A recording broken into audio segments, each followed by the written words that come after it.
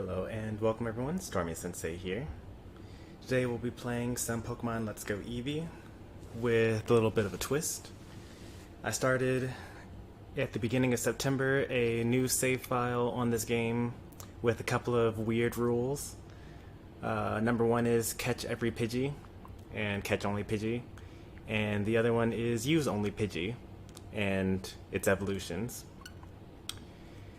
So this is the second playthrough of, or the second time going through those rule sets on stream. But I'm thinking ahead and realizing that we actually have to do a little bit more. Because in order to enter Koga's gym, you need to have 50 Pokemon registered into the Pokedex. So we actually won't be allowed to go much further with using only Pidgey. So we're going to have to move some Pokemon over into Pokemon Home and then transfer them over into this new save file just so that we can actually move forward in the game. So we're going to do that a little bit here.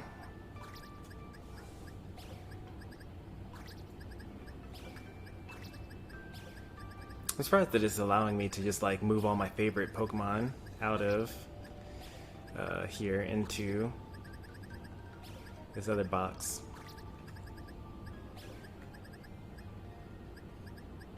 Oh, you guys are so close. One day, you guys will get in here. Once the Crown Tundra comes out, it's over. I'm so excited for the Pokemon Sword DLC. I'll finally be able to rescue the remaining Pokemon. Specifically my Articuno, which is like my favorite legendary Pokemon, just because it's so majestic.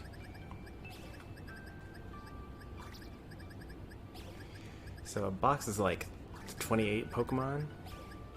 6x5 is actually 30, okay.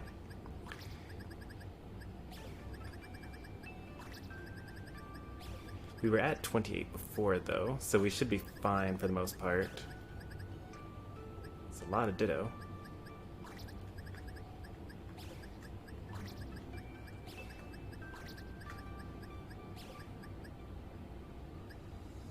Is DDD not your favorite large bird then? So like the thing is, I don't actually have that much like affinity for King DDD. Like as a character, in like a video game character. I play him in Smash because his playstyle best suits my my playstyle.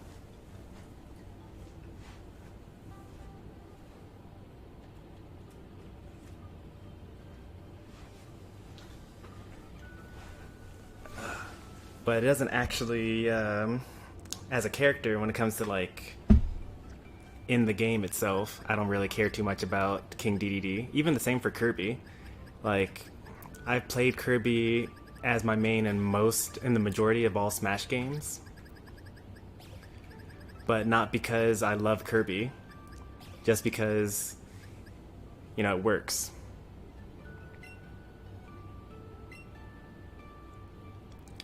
Which will probably disappoint many of my fans.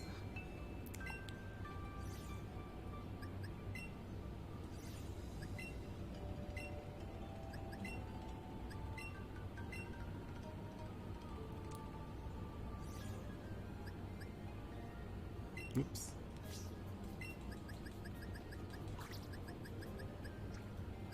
Oh, we already had an Lapras. Okay.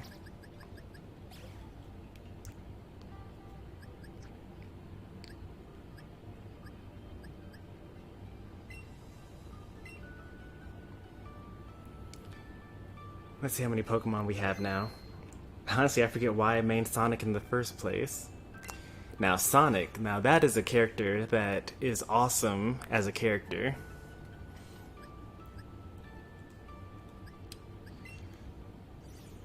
$42 Pokemon. Okay, I need 8 more, or is it 18 more? I forget whether you need 50 or whether you need 60 Pokemon in order to enter Koga's gym. So I'm going to just make sure that we're going to get 60 here.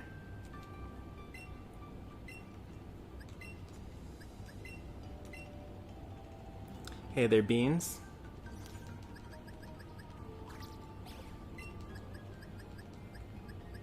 can't deposit that many people. Let's go ahead and put this in. I don't know why I have so many Clefairy. Oh, I actually do know why I have so many Clefairy. So Clefairy learns Teleport in Let's Go Eevee using a TM. And Teleport, it was buffed in Pokemon Sword, and now is a minus priority move that lets you switch out at the end of the turn. So it's actually really, really good in singles, like if you're fighting 1v1, because Clefable is so strong, or not strong, but it's like, it's tough, like it's not going to actually get knocked out in one hit, because it has good defensive typing, being a fairy type. And then you can swap out at the end of the turn with Teleport.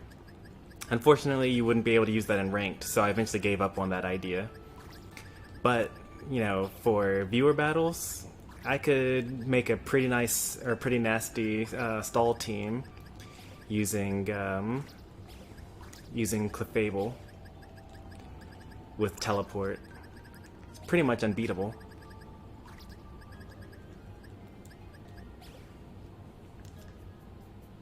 I thought DDD looked funny, and my friend was terrible against Gordo.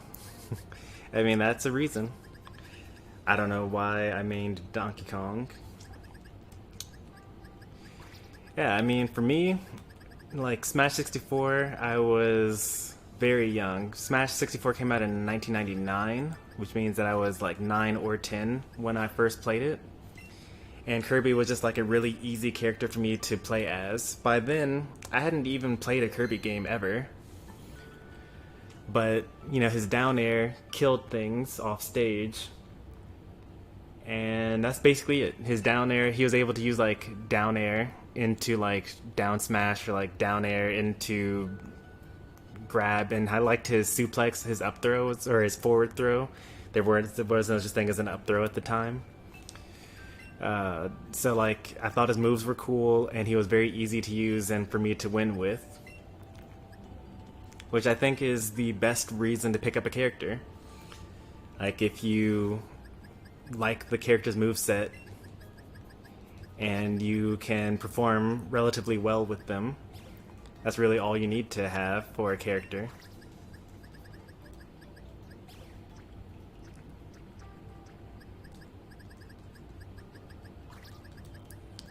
Now, as the years went on, and, you know, I got better, and my opponents got better, the flaws in Kirby started to manifest. 67, excellent. That's probably enough. What if it's 70 though? I'm gonna do one more transfer, just to be absolutely sure. We're gonna transfer like, oops, nope, we don't want to go over there. Pikachu's been top tier in every game. Well, not Melee, and not Brawl. But yeah, he was like easily the #1 character in Smash 64, but only in the hands of a pro. Like, he wasn't actually that good as a casual player. I would know, because like, I played the game, and Pikachu's not that great when you're not very good at the game. And in he's serviceable in Melee, but he's actually pretty good even when you don't know what you're doing in Melee, at least. Unlike Fox, where like, Fox is the best character in the game, but you have to be amazing at the game and you have to be perfect. But like, you know, some of the floatier characters like Sheik or Jigglypuff, Pikachu, Peach, you can kind of get away with like using a couple of strong moves and like not having to be that good, and like the character carries you pretty far, which kind of makes you wonder, you know, like, should tier lists actually be based off of the absolute perfect, like if a robot were using this character and never made a mistake? Because currently, that's mostly what tier lists are for at this point in time. I think that the Melee community is recently starting to rethink their tier lists in terms of like, you know, well, not actually if a robot's playing it, because actually it turns out that humans are not perfect, but what if you actually wanted to be successful in tournament play and you were not perfect? Then what is the best character in the game? which is why you're starting to see a lot of people say, well, actually maybe, maybe Puff is the best character in the game, maybe Martha's the best character in the game. Oh, nope, wrong profile there. I like to stick with the original, like, perfect play, absolutely as good as it could possibly be. What is the best character in the game? But that's why my pure list choices end up being pretty weird.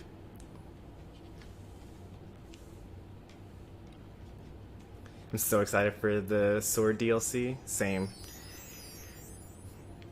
I did not play very much of Isle of Armor. I basically caught a whole bunch of Pokemon. Like, if I were to evolve all the Pokemon that I currently caught, I think that I would have completed the game, or completed the dex. But there's no way of me knowing that because they don't give me a dex number. What I really hope in the DLC is that they actually tell you how close you are to finishing the DLC, Pokedex. That would be the best thing. Because it still tells me that I'm at 400 out of 400, and I don't know what that really means.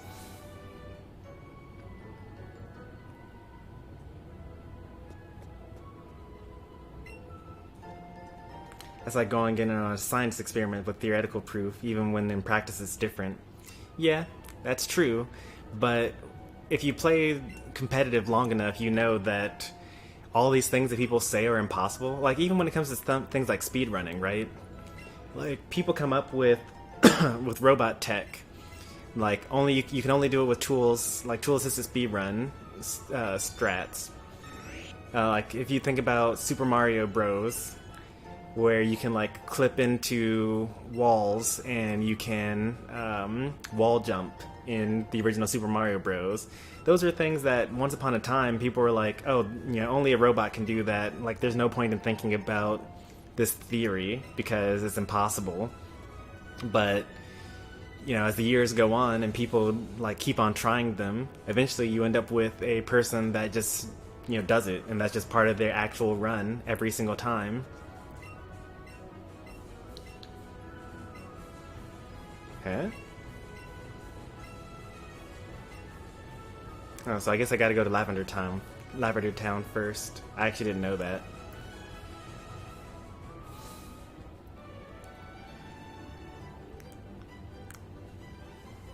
There was a time where the competitive Melee scene was debating whether wave dashing was a viable, a good thing for people to be able to do. Whereas obviously now, it's clearly a very good thing to do. Crouch canceling, ASDI, there's so many techniques that, wait, how come I can't travel, or fast travel here?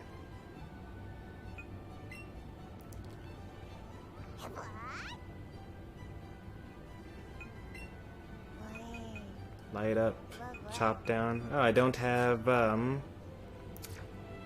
fly yet. I didn't know that. It's been a while since I played this. It's been almost 2 months. But I have chop down though.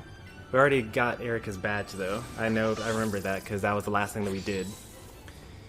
Alright, so it's taken me a little bit to get my bearings here, but now I think I know what we need to do. We need to go to Lavender Town, beat our rival.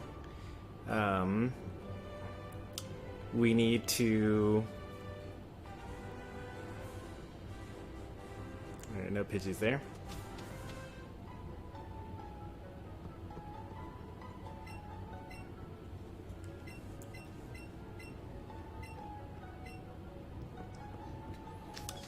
We need to get up to the top of the tower, realize that we need the Sylph Scope, and then go to Celadon City and beat all the rockets there. And then we will get the Sylph Scope, go back to the tower again. By then we should have Fly. Go to the top of the tower, rescue Mr. Pokemon, get the Poke Flute, wake up the Snorlax, and then... Oops, I did not mean to fight this person.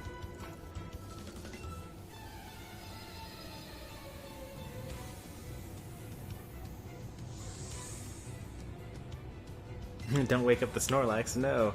The Snorlaxes in this game are actually, like, kind of busted. They have, like, boosted stats, actually.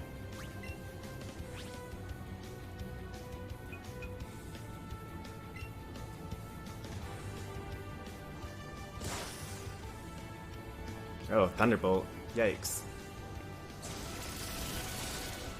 And by yikes, I mean that tickled? What? I mean, I kind of should have known that because this is like the Pidgey Master.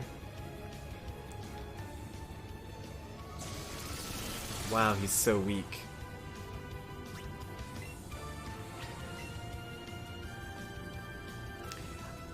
Sometimes I forget exactly how ridiculously busted this Pokemon is.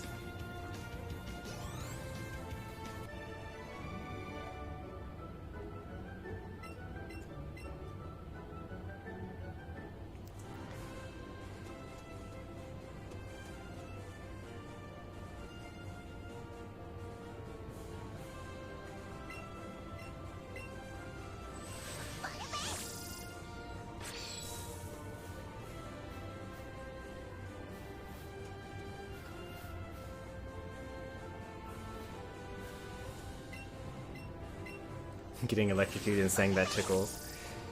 I mean, that's just the power of Pidgeotto.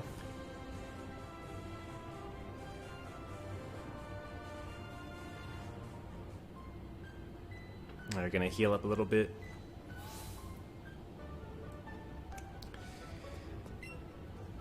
It's gonna be interesting catching all the legendary birds with, you know, this legendary bird of mine.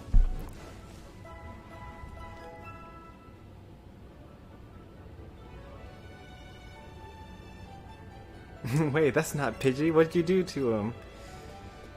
What can I say? He just got stronger.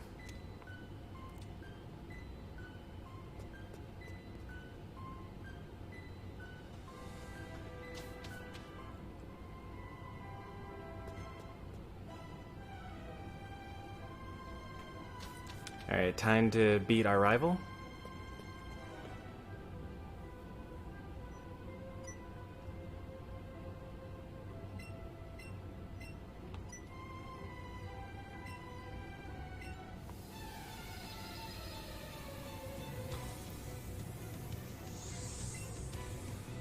Do I have Substitute or Protect? I think I have Protect right now.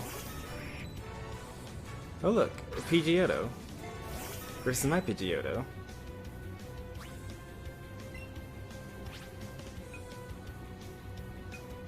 Which damage will this do, I wonder? Ah, Gust. Yes. It's such a weak attack. And yet.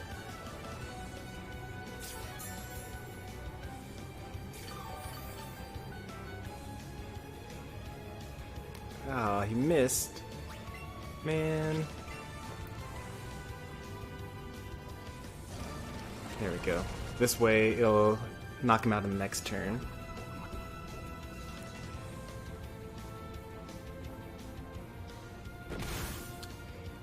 Wow, that does so little damage. 6 damage? Candies are so broken in this game.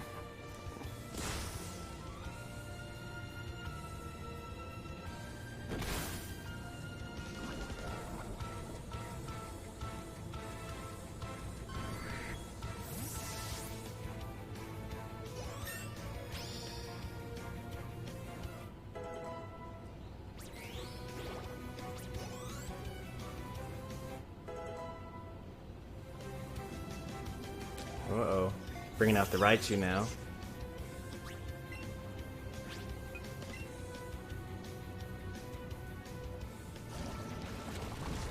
Fall Guy Season 2. Did that just come out or something? Thunder Punch. It's a strong one. Didn't get paralyzed though. We're gonna protect this round, right? Or do we roost this round? Now we protect this round, then roost, and then use Gust.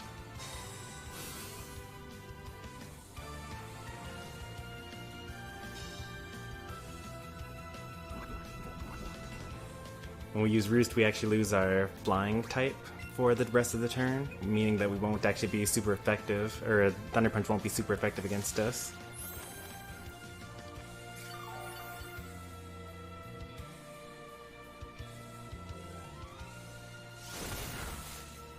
No paralysis, good.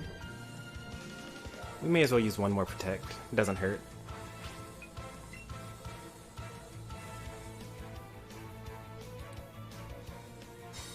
I also think it's a little unfair that the rival's Pikachu gets to evolve into Raichu, but if we were to play Pokemon Let's Go Pikachu, our Pikachu would not be able to evolve into Raichu.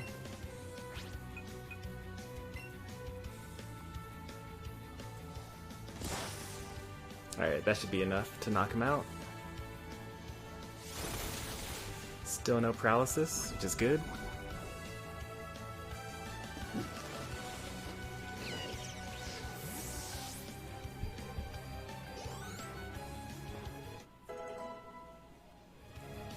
Alright, so we get 2 new Pidgeotos after this battle. Let's move this microphone a little closer.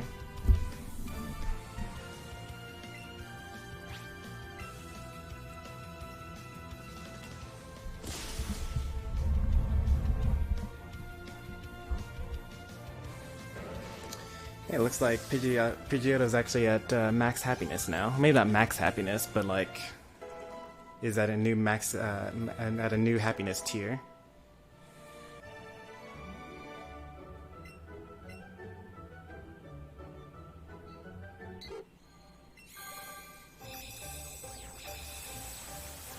This is still my favorite evolution screen out of all the Pokemon games I've ever played.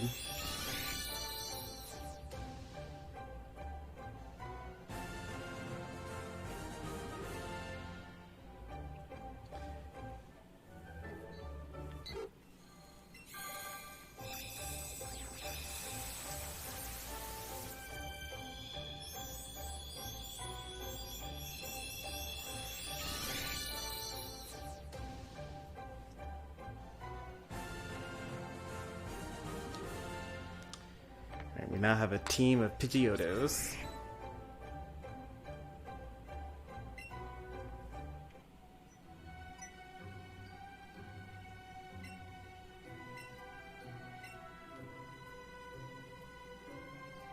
I think I was supposed to go here first, like inside this mansion before I went to Celadon City. But we really wanted to rush to Celadon City though, because we wanted to fight Erica as quickly as possible so that we could have our Pidgeotto keep on listening to us.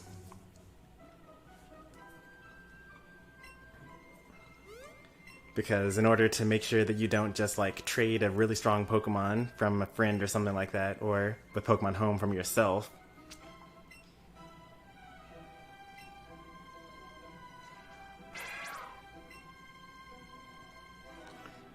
the game makes it so that when you're too high a level, then the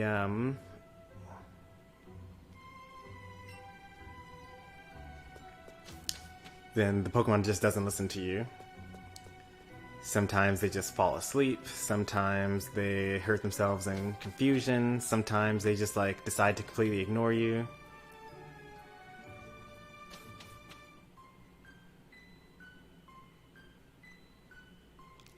I think I'm supposed to witness the Cubone getting kidnapped here. Yeah, here it is.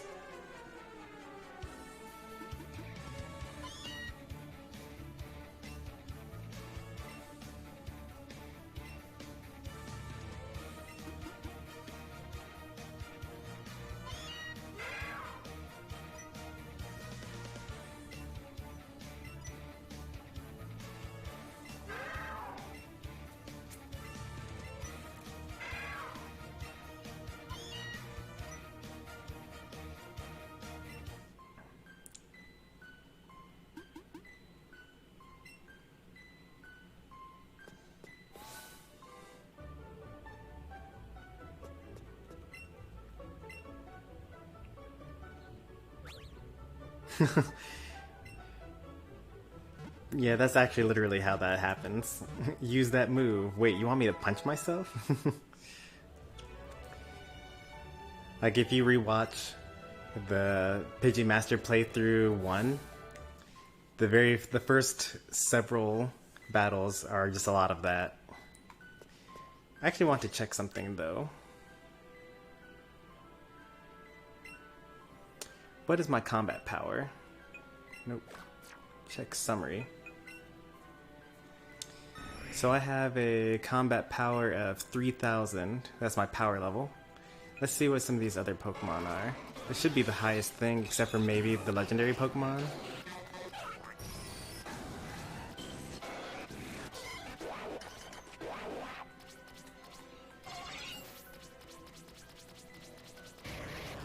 Wait, okay. So that's what I really wanted to check. So currently, based on my stat point total, my Pidgeotto is already stronger than these legendary birds that I caught on previous save files. So it's probably actually my strongest Pokemon in the entire box. Like, nothing's gonna be higher than that.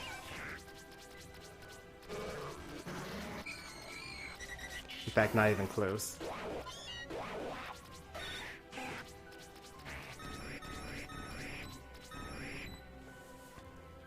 Alright, good to know. So I'm basically walking around with like a legendary Pokemon that's 20 levels lower than, but still stronger than, the actual legendary Pokemon.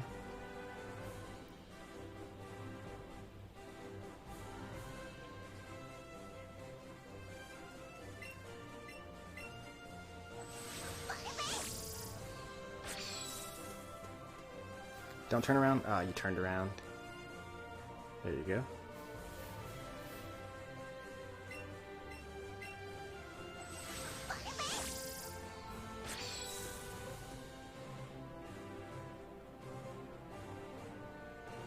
We're mostly avoiding all these trainers because we don't really need to fight them.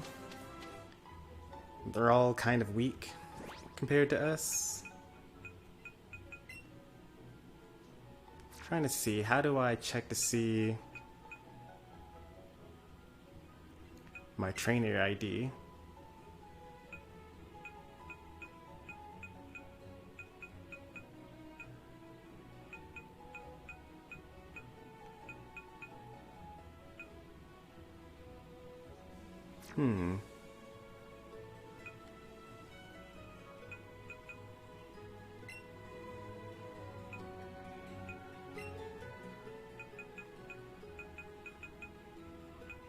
Maybe it's in my Pokedex? Nope. Maybe it's gotta be through my bag, right?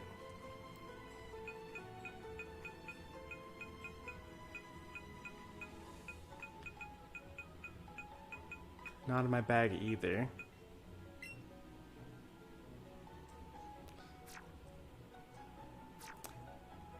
Maybe it just doesn't exist for, let's go Eevee.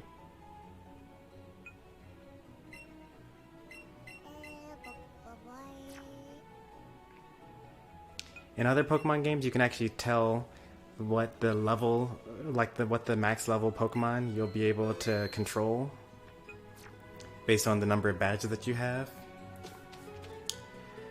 But I guess it's just not a feature here.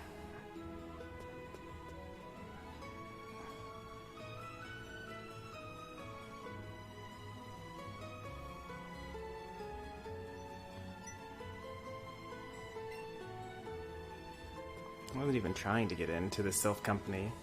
You know, not yet at least. Don't worry, I'll get there.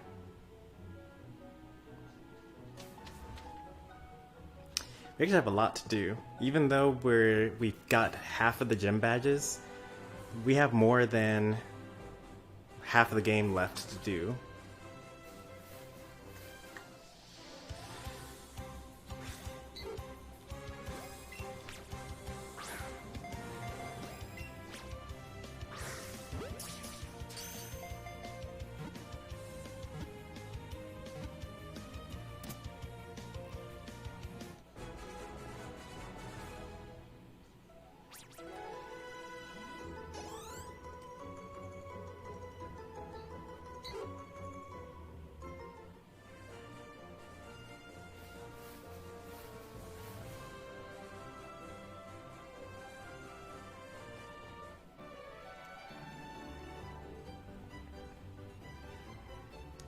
What if Ditto transformed into another Ditto? It would just go on, right?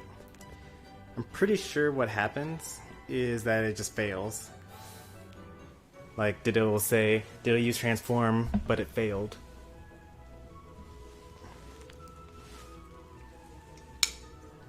Opening a drink. Warning to headphone users.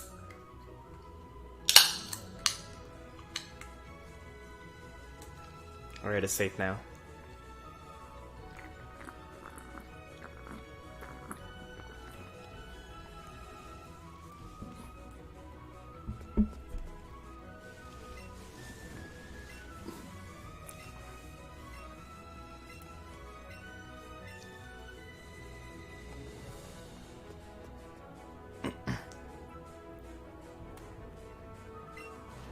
It's a shame that Gigantamax Ditto can't transform into another Gigantamax Pokemon.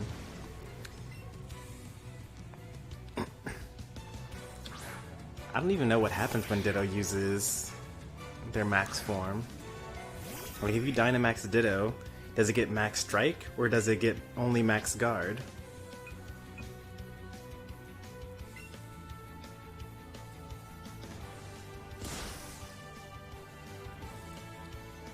I'm glad it didn't use Super Fang. Super Fang takes half of my HP and is a lot better than Hyper Fang. Only max guard? That's so unfortunate. Yeah, I mean, Transform is a status move, so that makes sense. Really? That's all he had? He just was guarding this whole base with Eradicate?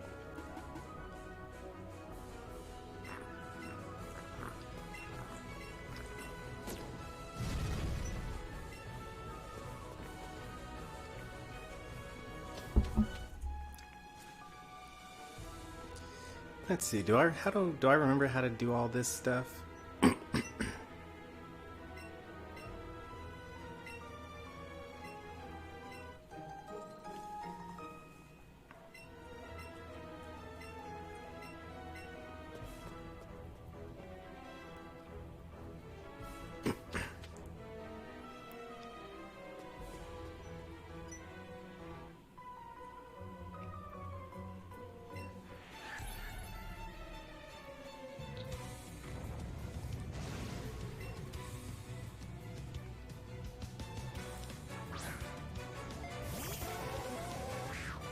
I think I'm going to need to use Toxic on this one.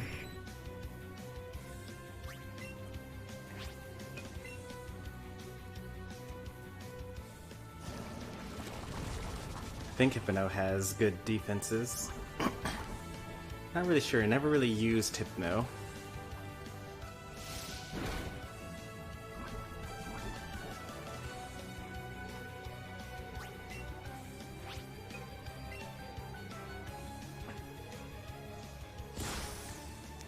Boy, I can't wait until I get Air Slash, which is a better Gust.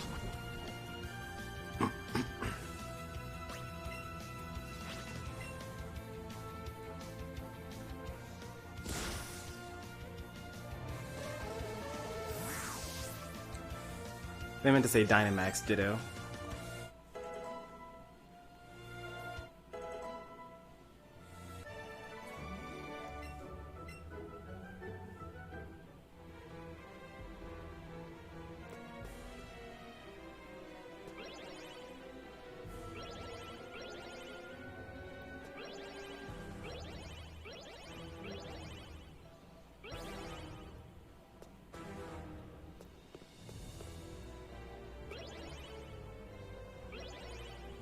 Let's see.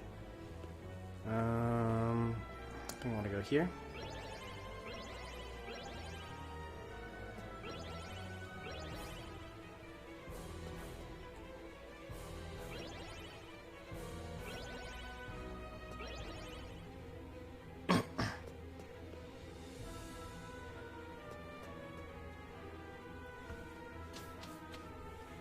And now we have a cutscene, right? Nope, we do not. I messed up. We're not in the right place right now.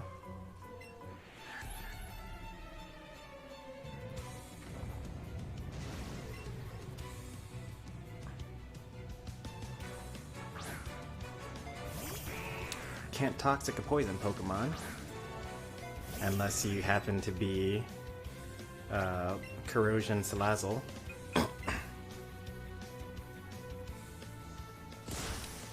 Do you play Pokemon Beans?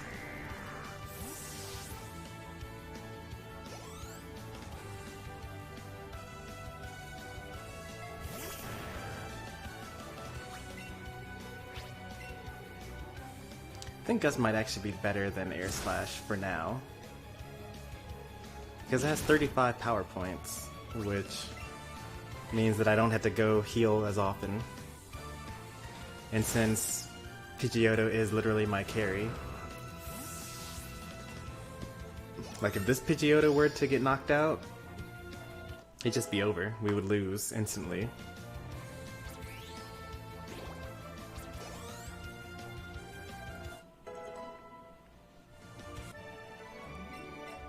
So all my other Pidgeottos are underleveled and also weaker.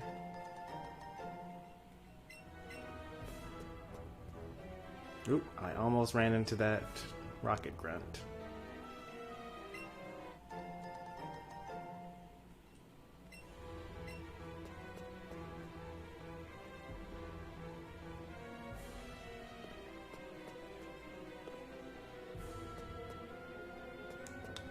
If we have a Ekans and an Arbok, can we have a Naughty P for Python backwards?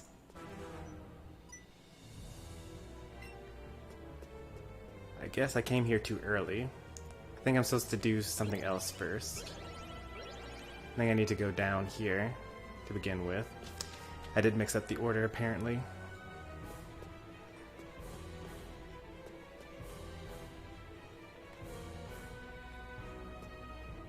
Might as well try this one first. And then this one.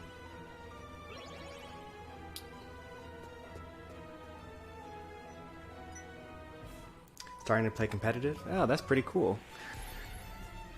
Last year, we tried playing, or we play competitive on this channel, but I'm not very good at it.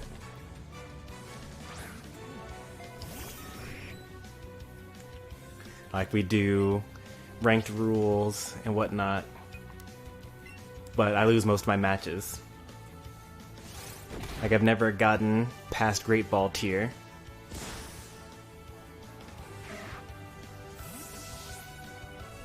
Some of that has to do with just not playing enough. Usually I only play like fewer than 20 matches per season.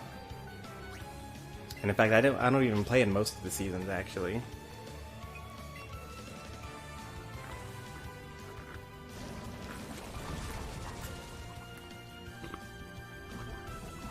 My Gyarados does all the work. Are you talking about singles then? As opposed to doubles?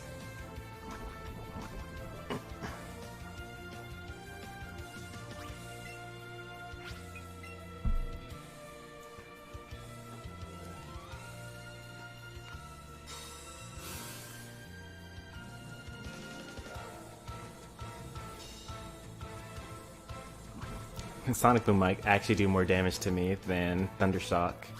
Thundershock is super weak, but Sonic Boom does a fixed 20 damage every single time.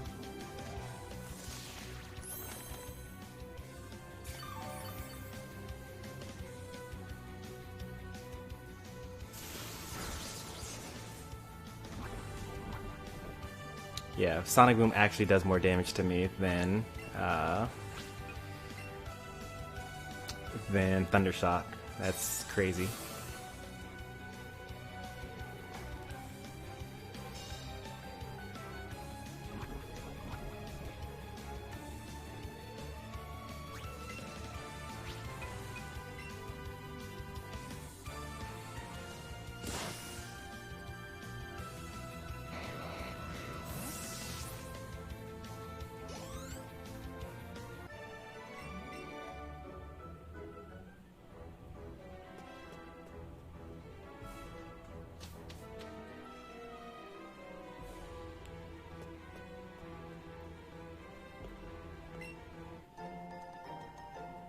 Can't believe I left so much work for me to do. I mean, last stream was like 5 hours long, I guess. So I guess it's reasonable for me to want to have ended that.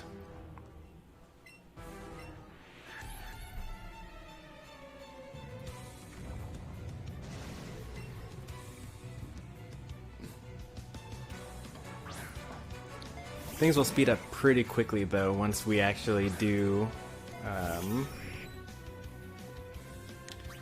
once we're done with Team Rocket for the rest of the game. Because we'll fly to Lavender Town, and we'll fly to Saffron, and then we'll basically fly to Celadon and then go down the bike path, except you don't use bikes in this game anymore. To Fuchsia, where we'll beat Koga pretty quickly, and then we'll have to swim to Cinnabar. That'll be kind of a pain.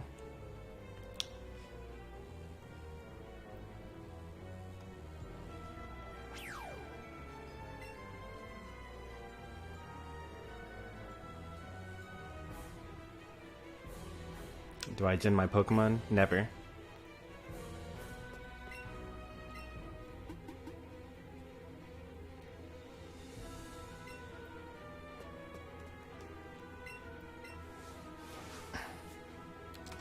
Even the Pokemon that look like they might be ginned, like they're too perfect, I just don't use them.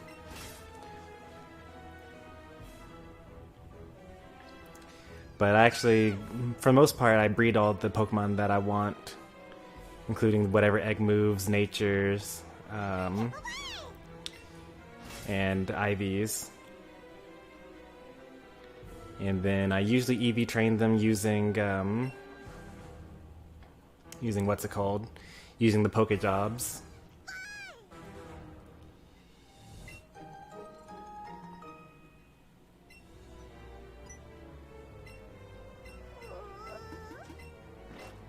But occasionally I will just actually knock out the number of Pokemon that I need to in order to get whatever Eevee spread I want. Do you see those URL Pokemon? Yeah, like Machamps.com and things like that. I've seen them before.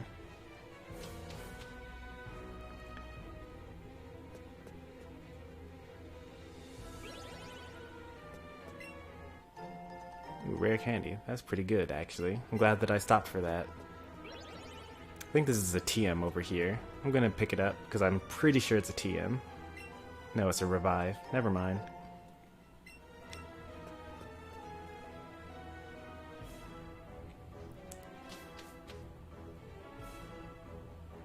Alright, now we do the thing that we did last time.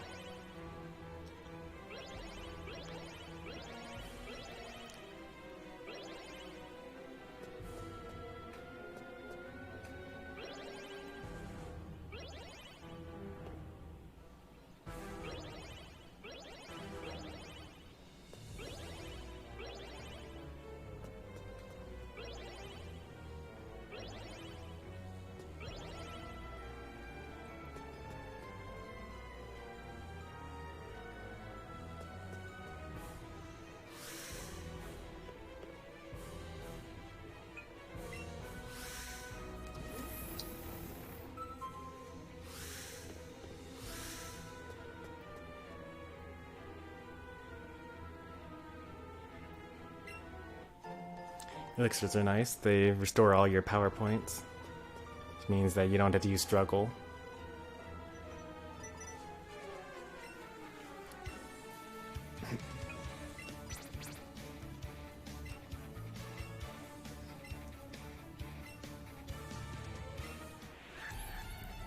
What, they didn't believe me? I really wanted to join Team Rocket, though.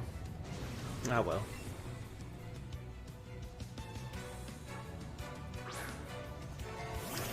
Oh, a double battle. You guys messed up. You definitely don't want to double battle me.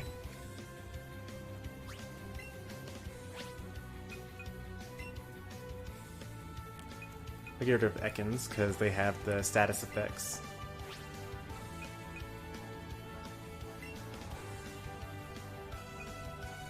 I think those URL Pokemon are hacked. Yeah, they're definitely hacked. Absolutely hacked.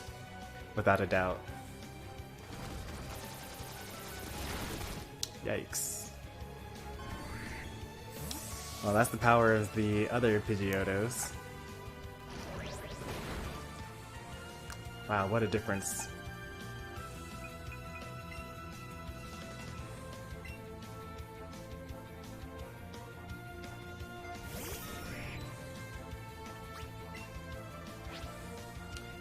We would be underleveled actually. I didn't even know that. How interesting.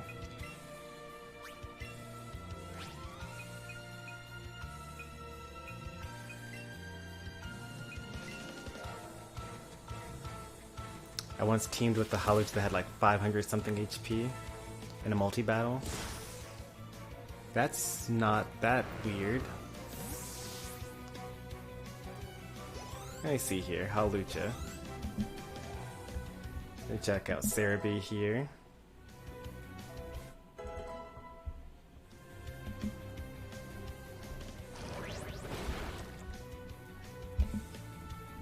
Hawlucha has 78 base HP. Oh wait, no, that's actually super weird. Hawlucha should never have 500 HP ever. Even if it were level 100. Yeah, that's no good. Hawlucha does not get that much HP at all. I was so wrong.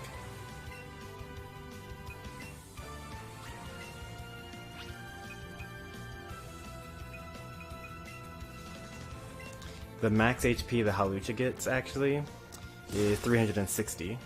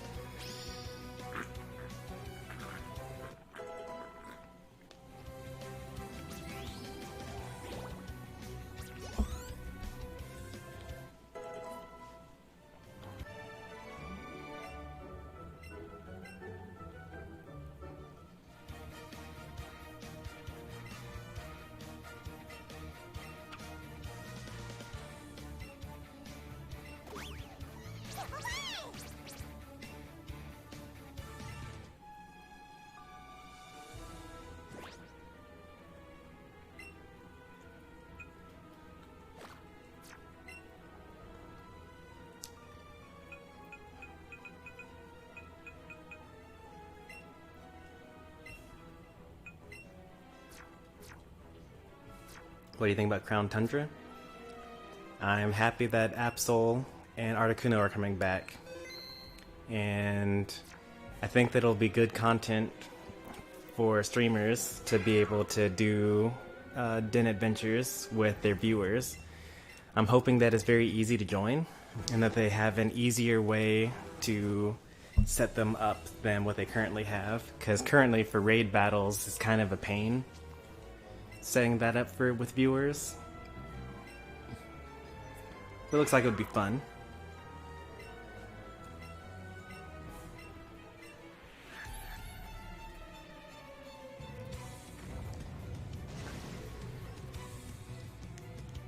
Happy for my Gen 3 boys. You're talking about the Reggies? Reggie Rock, Reggie Ice, Reggie Steel? Or are you talking about the Pokemon, the list of Pokemon that are revealed to be in the game? Ah, the Reggies.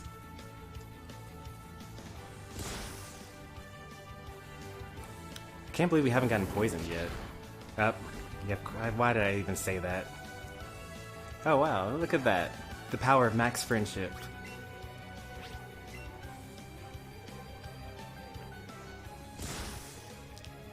Good looking out, Pidgeotto. You're actually unkillable. What a monster you are.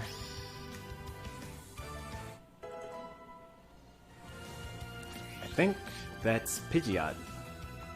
We're about to get, like, way stronger. Take a look at these stats here. Keep them in your head. or like, you know, look at them for the stream.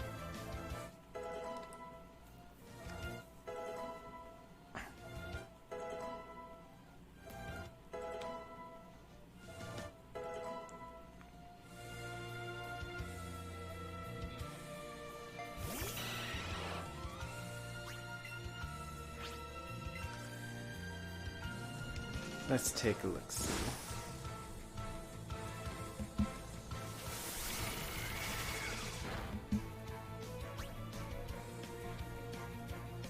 Oh, that doesn't two-shot them. Wow, that's crazy.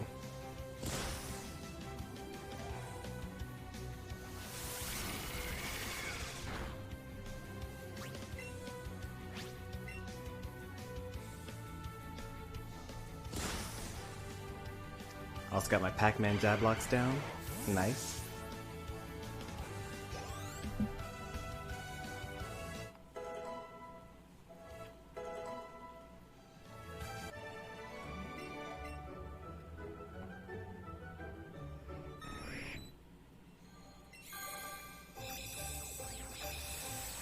Time for my final form. This actually isn't even my final form because at the end of the game, you get to evolve into Mega Pidgeot.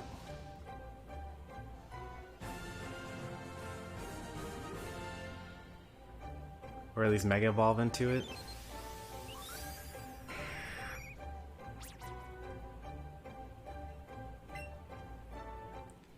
Am I gonna be allowed to check my stats before the battle? Well, I can always just do it in the middle of battle. Oh, I can do it actually. Alright, let's see how much of a power boost we just got. So we used to have 222 HP. And now we have 236 HP. We used to have 180 attack, now we have 195 attack. We used to have 170 defense, and we now have 186 defense. Used to have 174 special attack, we now have 190 special attack. We used to have 153 special defense, we now have 166. We used to have 180 speed, now we have 204 speed. Mega Evolution was revolutionary. I didn't play any of the games that had Mega Evolution in them, or any Z moves. Actually, I didn't own a 3DS, so I didn't play anything past Gen 4. Even though apparently Gen 5 was also on the regular DS.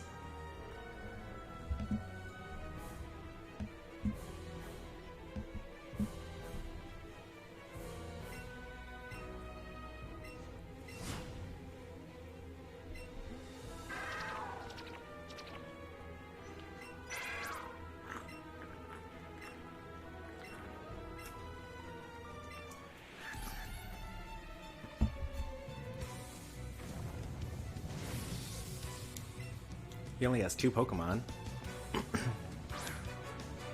got Persian. Pidgeot's starting to get kind of low on HP. So we're going to Toxic. We got the Fake Out, okay. We'll wait a turn. We'll use Toxic. Didn't miss, that's good. Probably gonna use Slash here.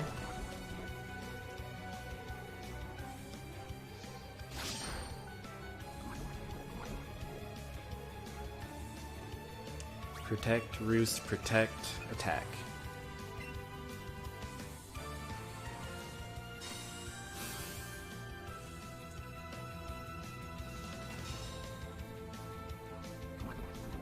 Just to build up that toxic damage.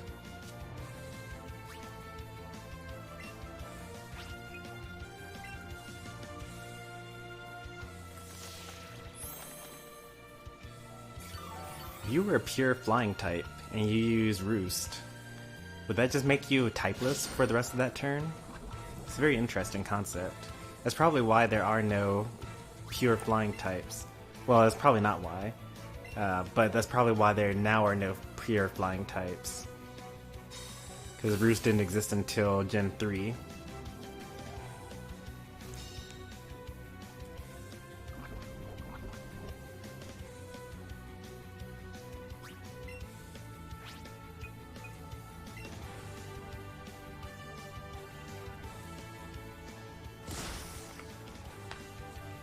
Alright, let's see what else you got.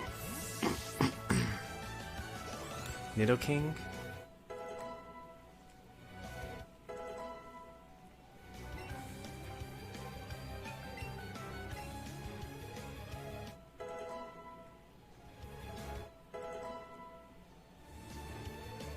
Rhyhorn. Rhyhorn, poor guy, doesn't learn any rock attacks, or at least didn't in the original generation. Do you plan on doing a randomizer Nuzlocke? Nope, because that would require a ROM hack, which means that I would be playing a game that I didn't pay for. So, I don't do ROM hacks generally speaking.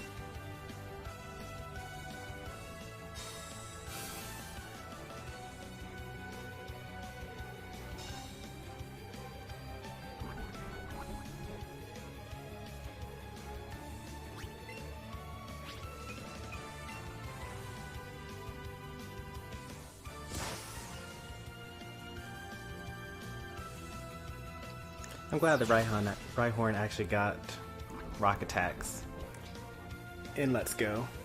He was such a sad Pokemon in the original.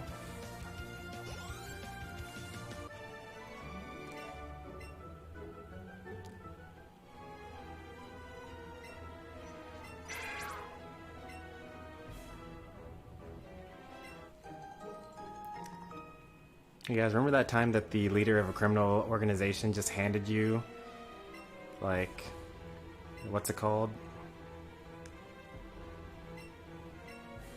They just like handed us a Silph Scope.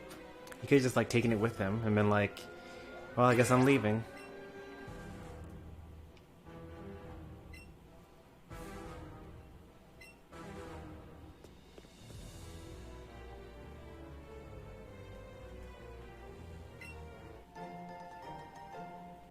I kind of figured there was something going to be back here. But that's actually it, surprisingly.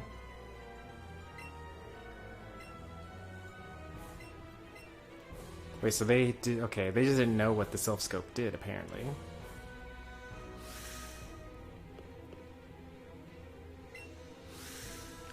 Guess that's why they just handed it to me. Now the rockets are all gone. And I could go through and pick up all the items that I wanted. We're not going to do that. It'd take too long. It's been an hour and we haven't even gotten a new gym badge.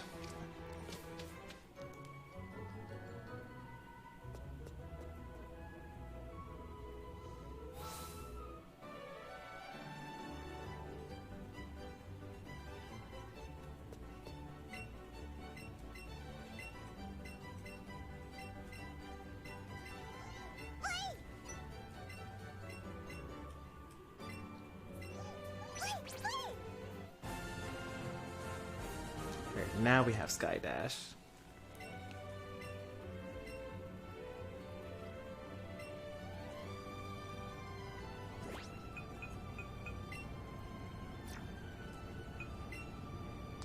Alright, things are gonna speed up a little bit from here. We have all the Pokemon that we need.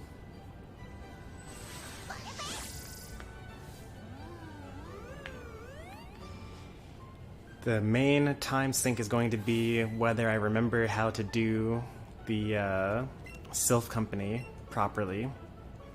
And I think that I do know how to do it. Pretty sure it's like... I'll know it when I see it, at least.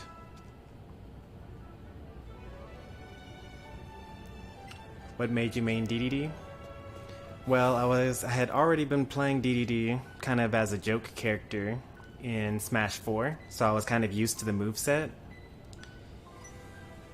But in Smash Ultimate, his back air was a lot better.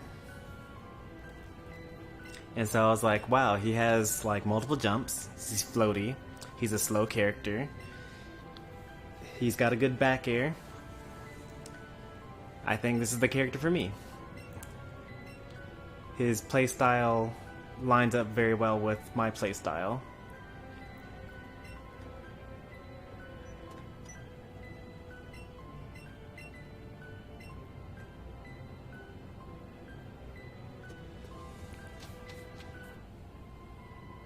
It's very similar to what I liked about Kirby in the games that I mained him in, like Smash 64 and Brawl.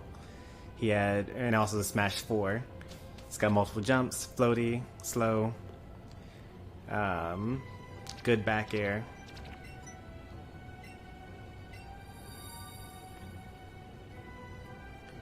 It's really all you need for a character for me to play.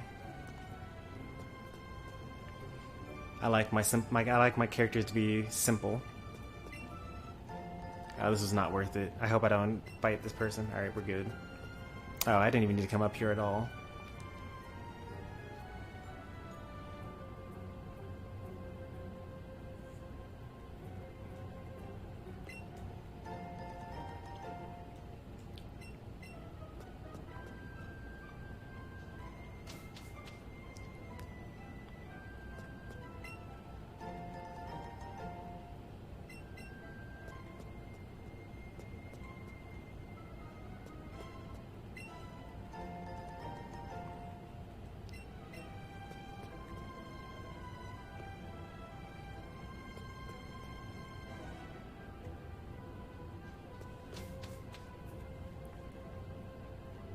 Let's see, which way am I supposed to go?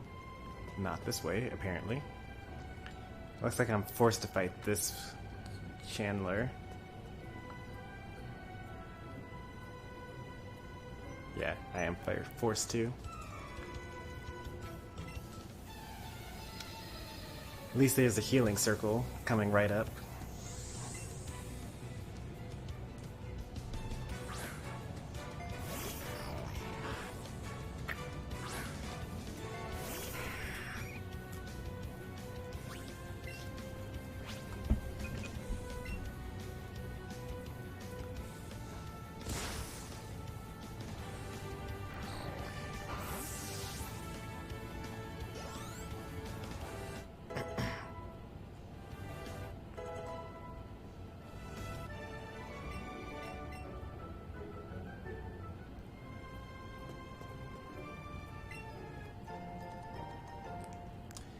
Nugget would be nice if I were buying things. I'm not really buying things typically.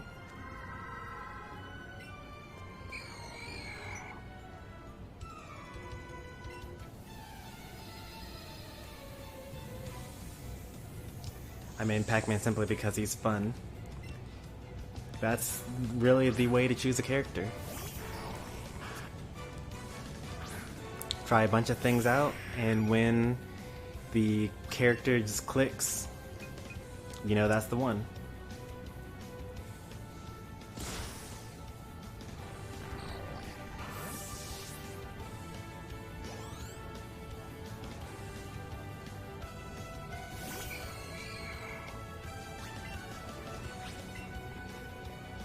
Sucker punch. Cheater.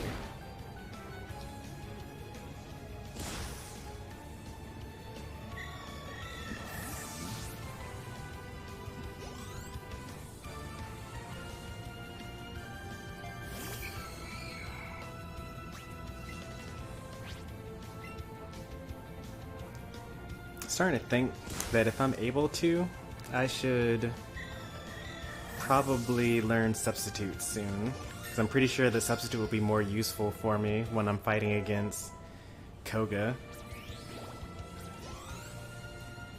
But I could also probably just like go through mashing Gust and win if I wanted to.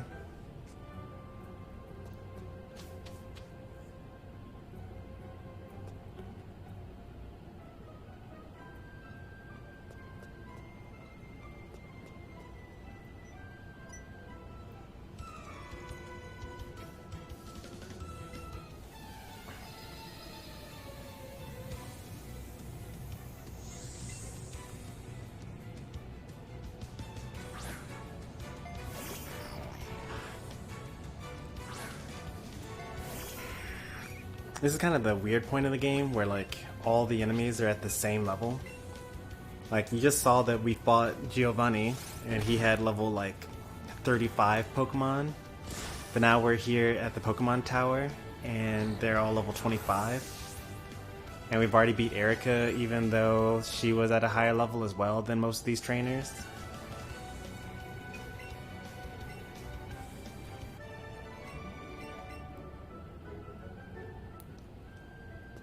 And like Sabrina's going to be like stronger than Koga and Blaine.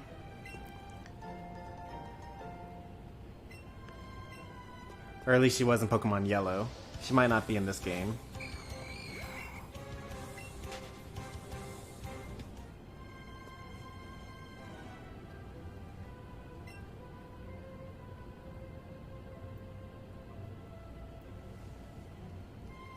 I almost got caught as an imposter.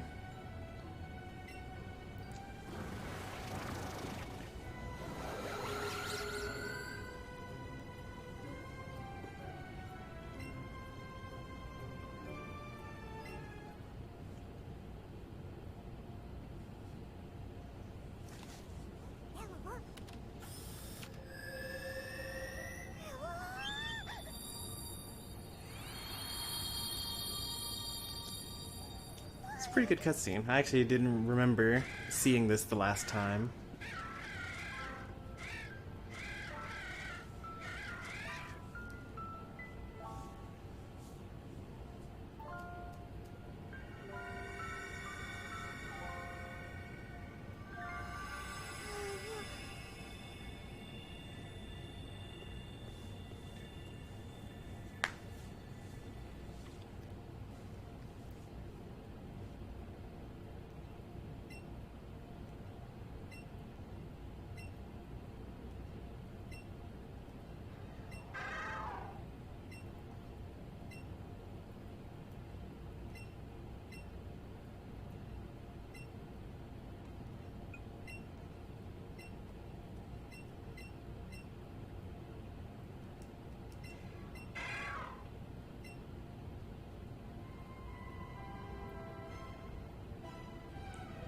I hate that whenever I do a Mario combo into forward air, people always nair, have a move faster than my combo. Please let me be cool for once. Well, you could just use your own neutral air, which is faster than your forward air, and actually is still a combo, and still will kill.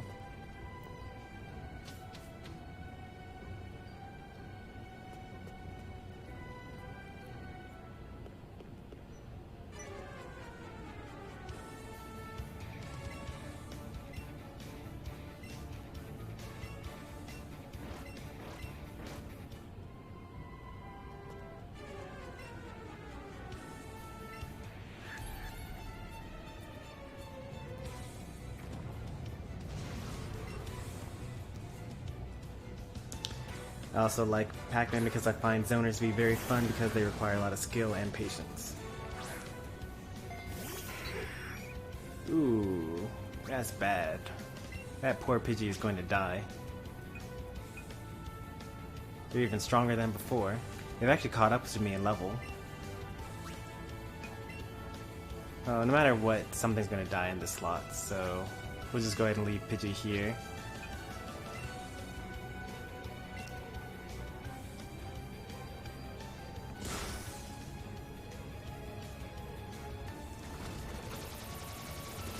Poor Pidgey.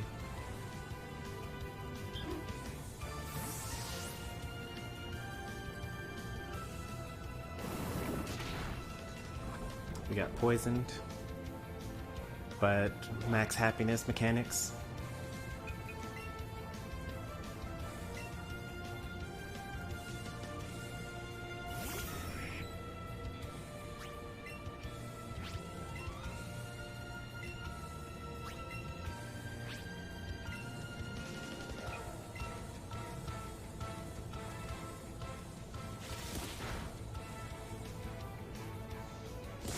Hey, Pidgeotto lives.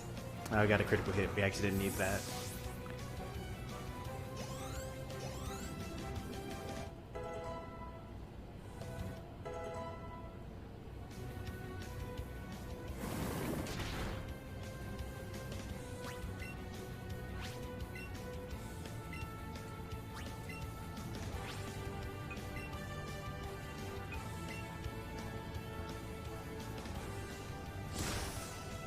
Good damage.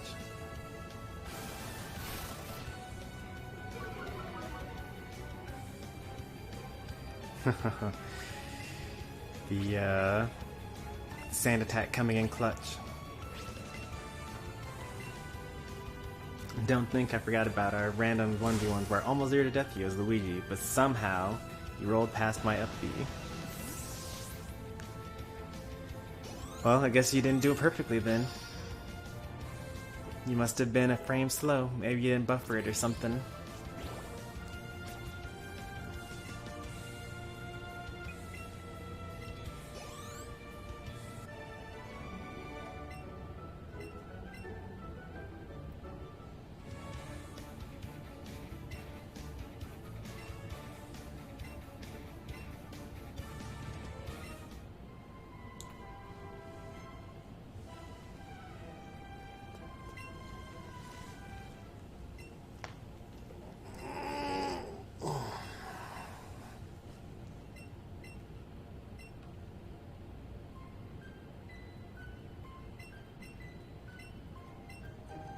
Alright, we now have the Poke Flute, which means we can wake Snorlax.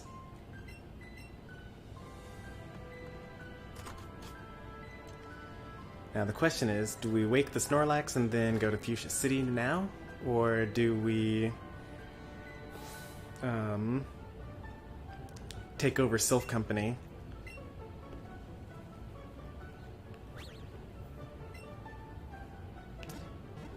I think we do better to go to Fuchsia. And the reason for that is, if we go to Fuchsia and we defeat Koga, then even if Pidgeot gets to level 40, they'll still listen to us. Don't wake up the Snorlax, he's grumpy when he wakes up. Yeah, he is pretty grumpy when he wakes up.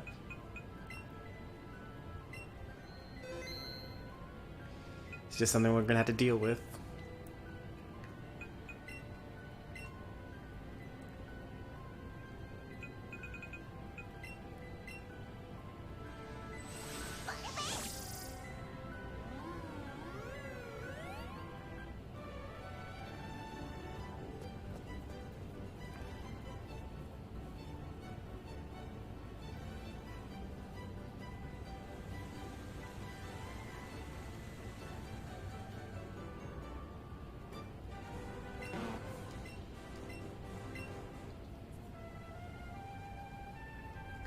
I think it's funny how, you're handed a Poke Flute, but somehow you also are able to play it perfectly as soon as you get it.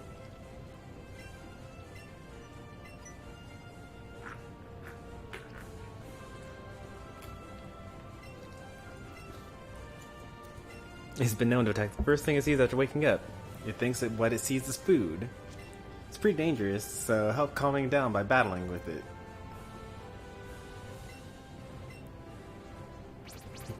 Snorlax mistook you for food and attacked. It's a shame about the people that don't have Pokemon that wake up a Snorlax, because they probably just get eaten, honestly.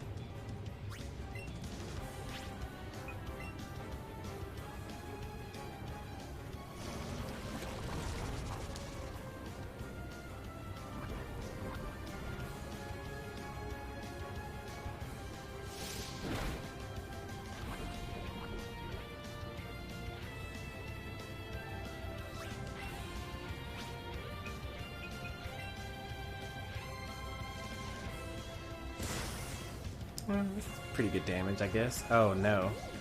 He used rest. We're never defeating this thing.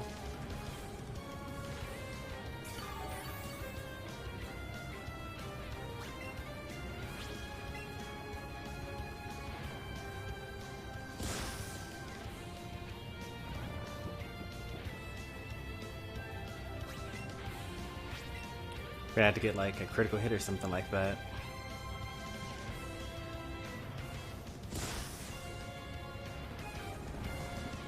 Well, as long as he doesn't use rest this next turn, then we actually will be able to knock him out on the following turn.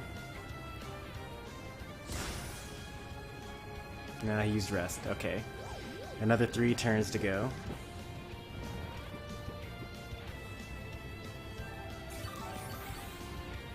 It all comes down to whether we get a critical hit.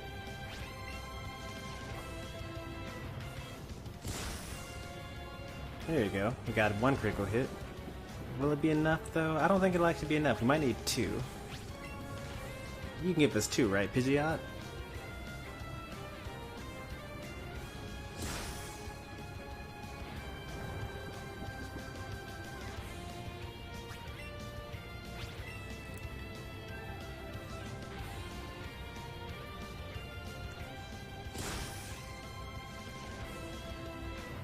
Alright, well, luckily he didn't use rest another time, so we're good here.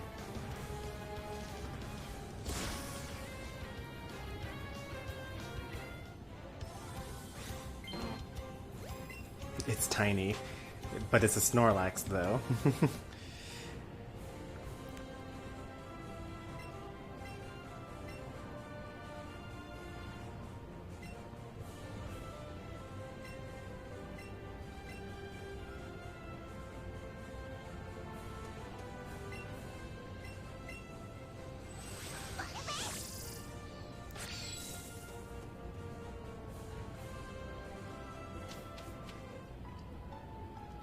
And now I know why I hated Ness.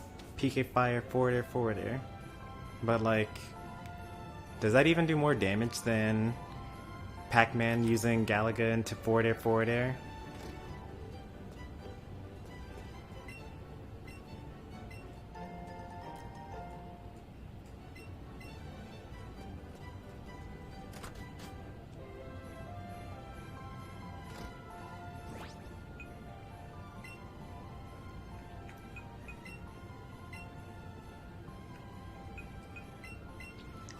I think I forgot to heal. I think I still have a knocked out Pidgey on my team.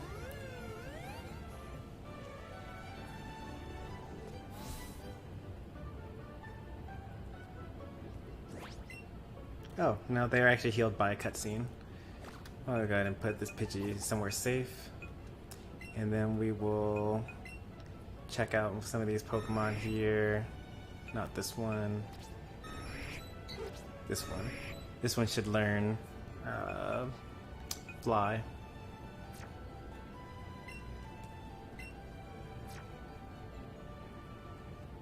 So it's the level 22 one. That should learn that.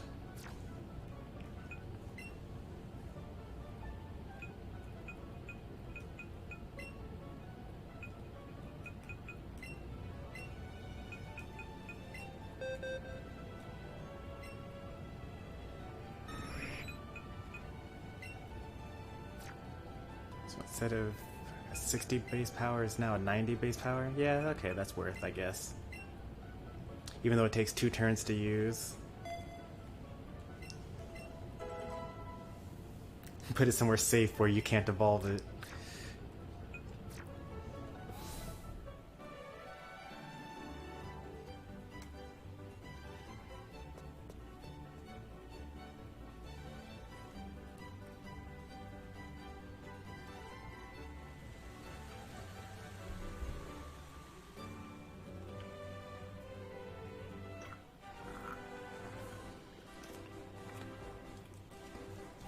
Don't worry, the Pidgeys actually want to evolve.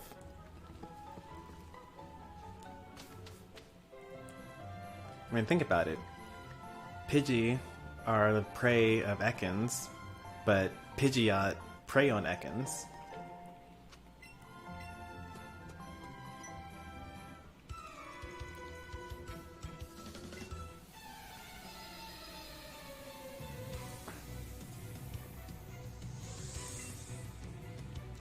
Every Pidgey we evolve is another safer Pidgey.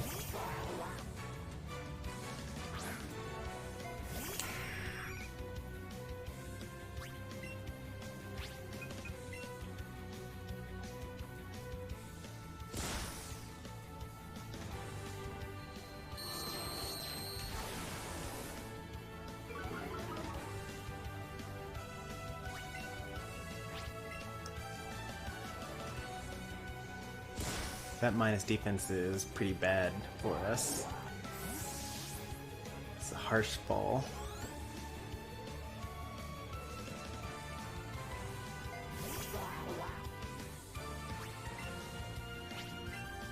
feel like Golduck needs another evolution.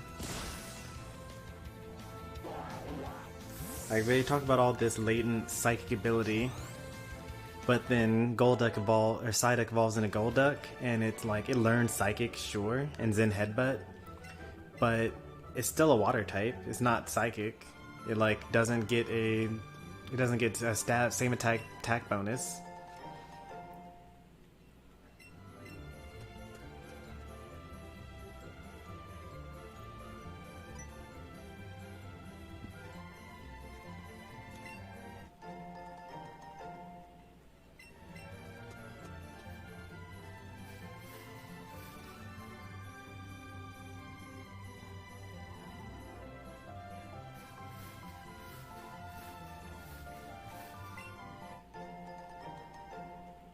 Is that a Pidgey?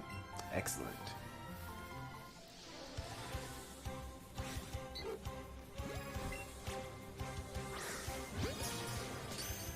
This is probably going to break out.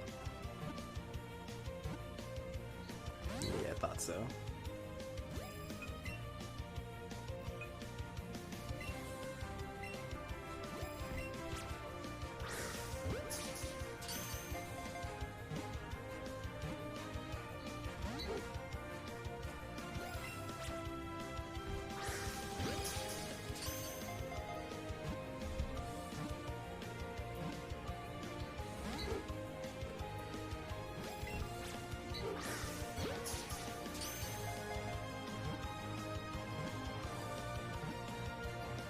Excellent.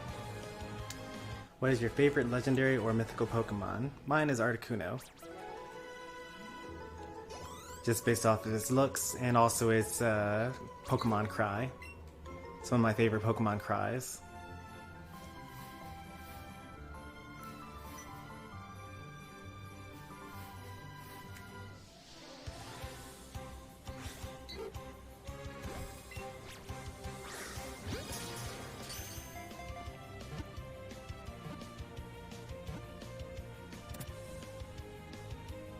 Favorite Pokemon in general? I think right now my favorite Pokemon is Gengar still.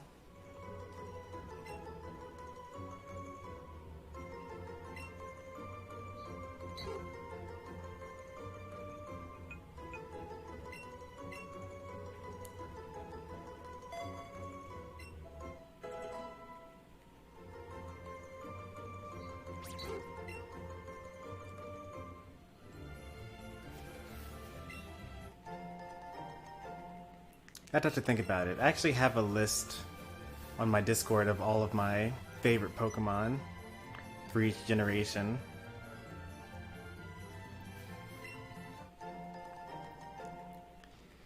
It might be Torterra. I do really like Torterra. Torterra is definitely my favorite. Oh, I didn't know that he was going to attack me.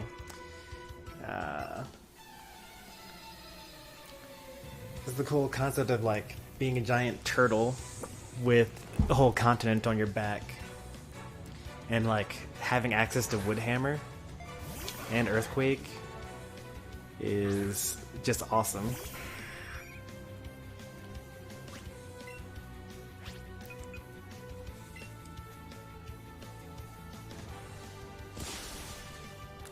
Favorite Pokemon in general is probably Gyarados. Well, I guess that makes sense why you use Gyarados in your competitive team.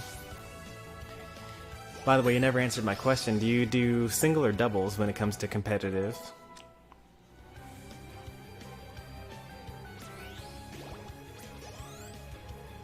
Singles. Okay, that makes sense. Gyarados is very, very good in singles.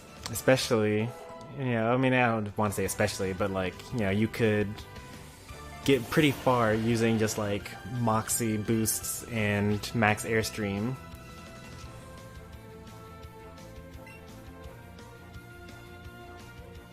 I'm horrible in double battles. I mean, kind of me too, but officially that is technically the competitive mode. I like Cradilly. I actually watched a video about Cradilly earlier today from False Swipe Gaming. How good was Cradilly actually?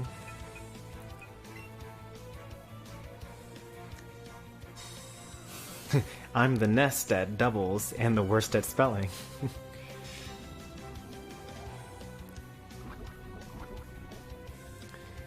Cradily is probably my second. Actually, no. I like a lot of fossil Pokemon. Never mind.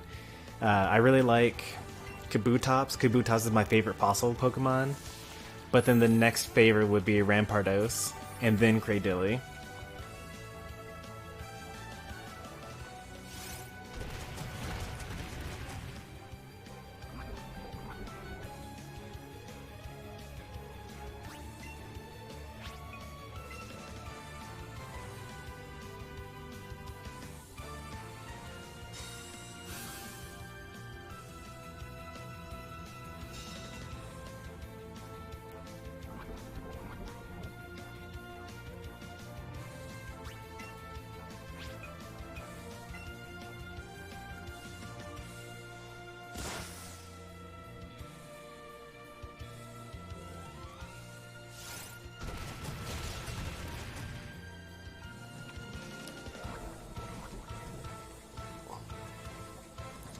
I just won 10 matches each in a row in Smash 3DS with Mario and Donkey Kong.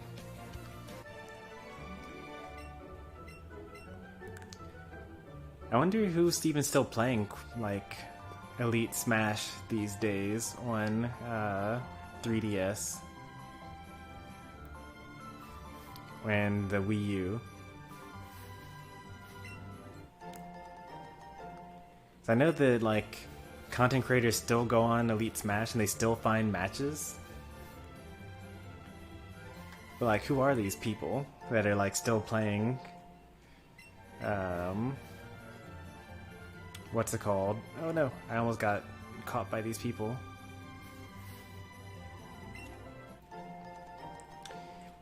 The reason why we're skipping all these trainers is because we actually don't really need the experience points. We're like as strong as a level 50 Pokemon at this point, even though we're about to be level 40. Actually, we're probably stronger by a lot, actually. I don't play Elite, I play For Glory. Bring back For Glory. I don't know, man. Elite Smash is pretty nice. I feel like the only thing that people really want is to be able to change their characters in between matches. But that doesn't make sense with GSP, though. Like, what people really want is they want to play whatever character they want, and then when they come against someone that beats them, they want to be able to switch to their main and just beat them back.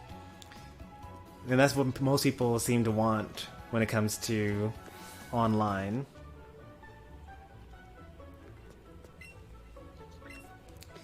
To which I say, you know what? You lost. Just learn to deal with it. You're playing against someone that's determined to be around your skill level based on how many opponents you fought before. And yeah, maybe you could beat them with your main, but you're not playing your main. So you deserve to fight someone that's at that skill level as opposed to someone that's stronger.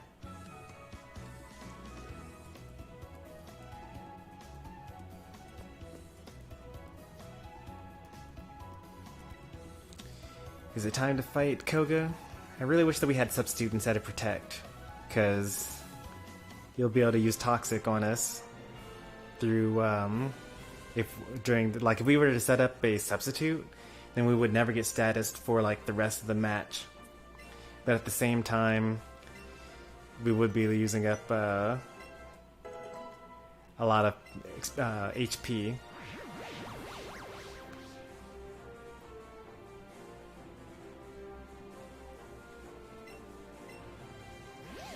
I don't like the GSP, I like For Glory, because once you win, you win. You win in both of those. What are you talking about? If you win in For Glory, you win. And if you win in Elite Smash, you win.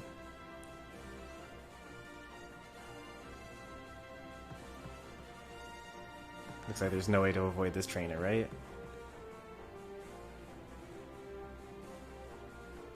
Nope, no way to avoid this trainer.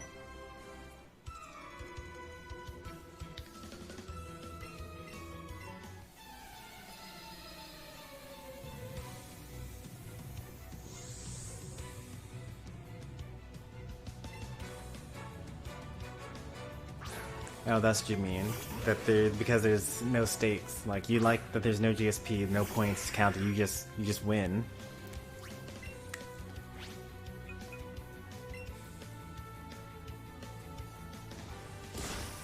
Maybe I should switch to fly for this gym. I mean, I guess we can't really lose. Oh no, our special attack fell. That's really bad, actually.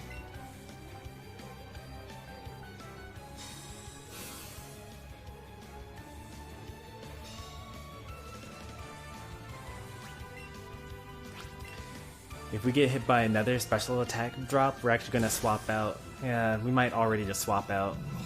We're doing like no damage now to this muck. Even though we're not taking any damage either from Moonblast. Well, we're not really taking any damage from Moonblast either. We'll just have to like step out of the gym and get our power points back.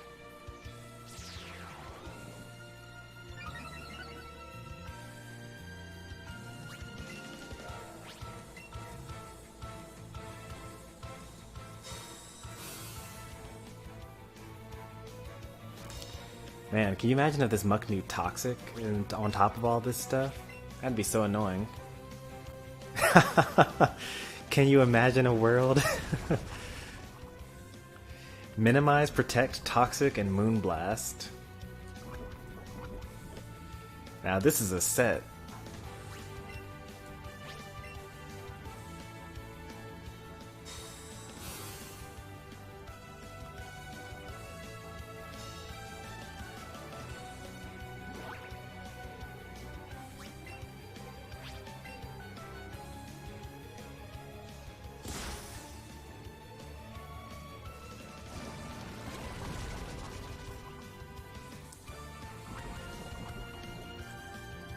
What a time sink this is.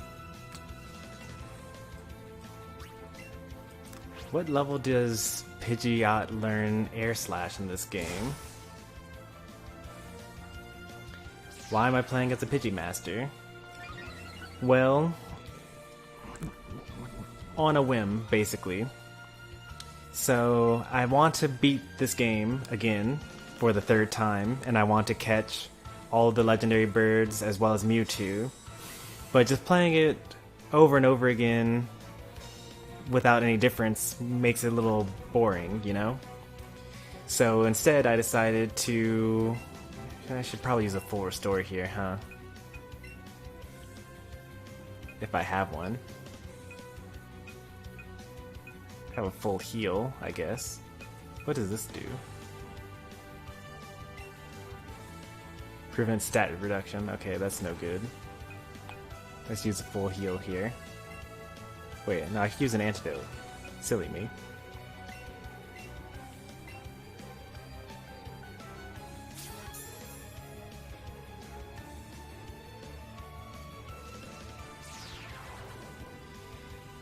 And so playing just with Pidgey is an interesting way to play through the game another time, basically.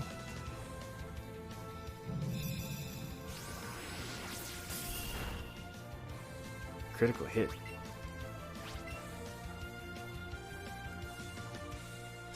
It's a good thing I have Gust here. This is gonna take a while. Nah, I just need to hit one more of these.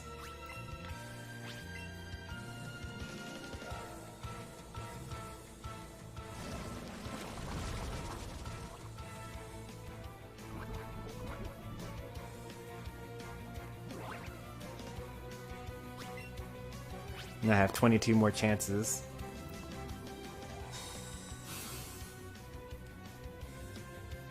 Last time I played Let's Go was 4 months ago. That's actually not too long ago, actually. There are a lot of people that haven't played this since Pokemon Sword and Shield came out.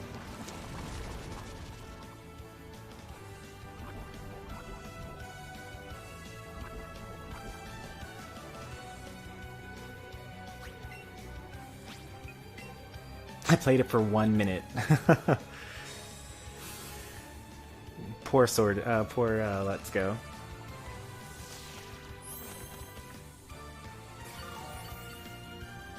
Well, the thing about Let's Go is that it's the best way to get Ditto that you want.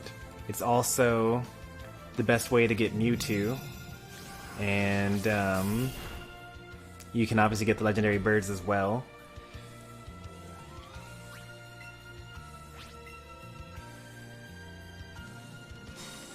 I'm actually getting outplayed here. Like, this Muck might actually completely defeat me. I mean, okay, so not entirely. That's not entirely true. I could swap out. Let's just do that. We're going to I'm gonna play it tomorrow again. Why not today? What's wrong with today?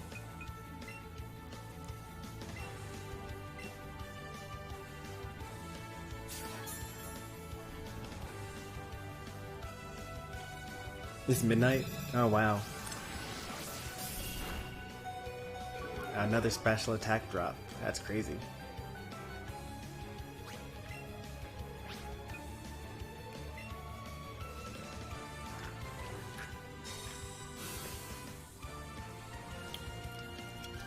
Oh, greetings over in Europe.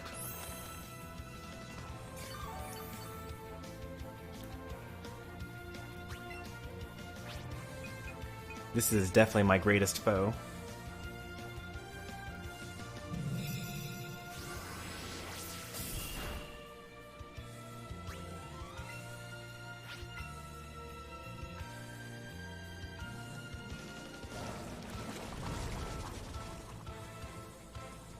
He's going to use Protect next turn, so I may as well use, what's it called? I didn't want to use this, but let's use an X accuracy.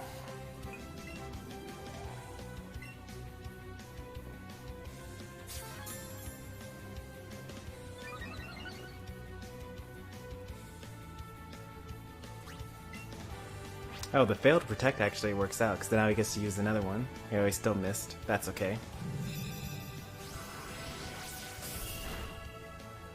Another special attack drop. This Muck is unkillable.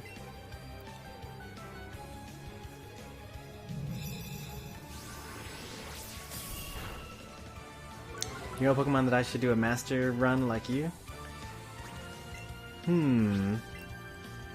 Well, a lot of Pokemon would be difficult to do with.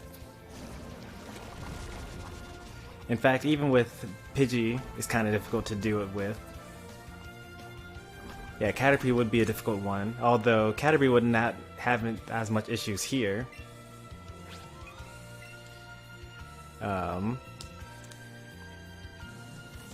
Because he has access to Psychic and Confusion and stuff like that. He could probably also use Sleep Powder as well. Maybe I should learn Swift for this gym. There we go. Finally got it.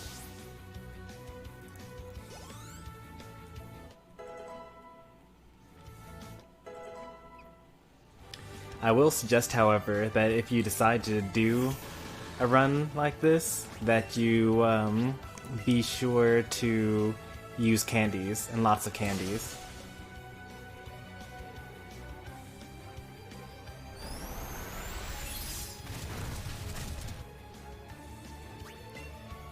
I kind of want to just sack Pidgey here, so that I can get rid of all of my stat drops. I don't need candies. You're wrong. You need candies. I mean, another thing about this is that if you don't use... So, Bellsprout, Rattata, and Pidgey are the only Pokemon that are available in the first area. So, if you decide to do something other than one of those three, then you're going to be relying on that one Pokemon for a very long time.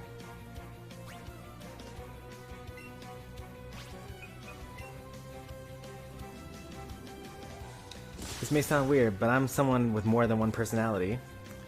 Well, I mean, there are people that are literally like that with like a psychological diagnosis, so that's not actually that weird at all.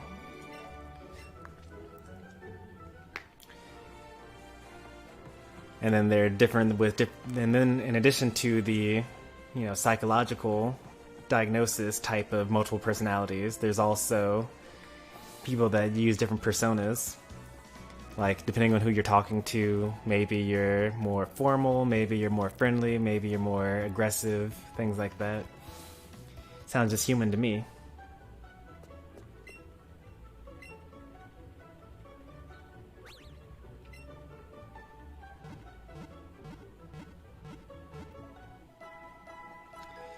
One of my personalities is Pokegear. I know so many things in my head, but I only know Pokemon when I play them or watch them. That's pretty good. You could consider going into competitive Pokemon then.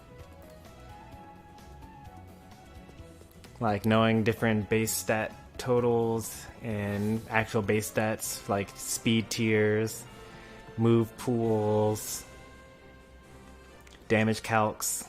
Oh, you did go into competitive. Nice. Worked well. Good to hear. My competitive Pokemon career has not been as successful.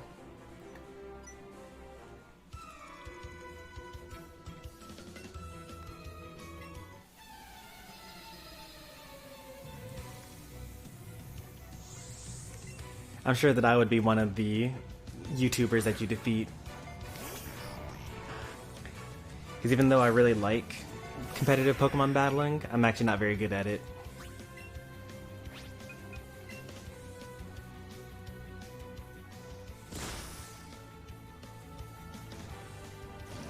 Another Toxic, that's no big deal because there's only one of them.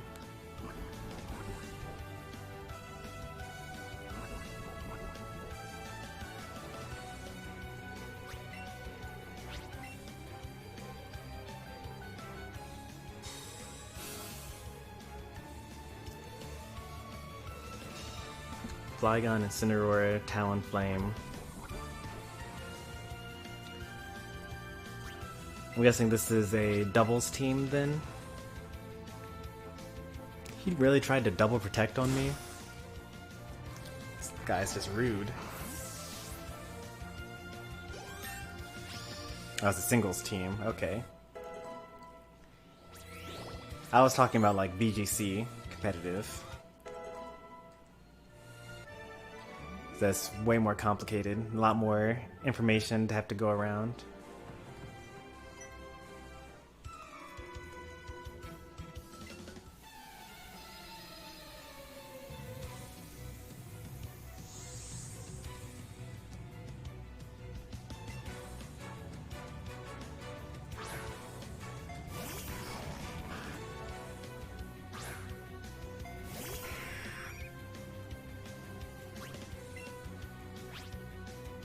Can't use Toxic on me if I'm already poisoned.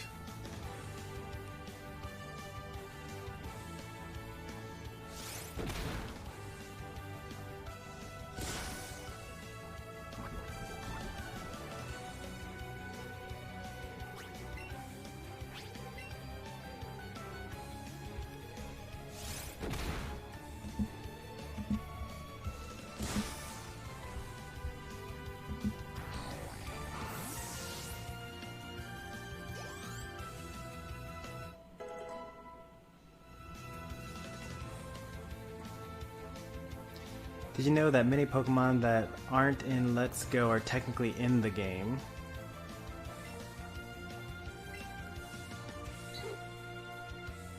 What?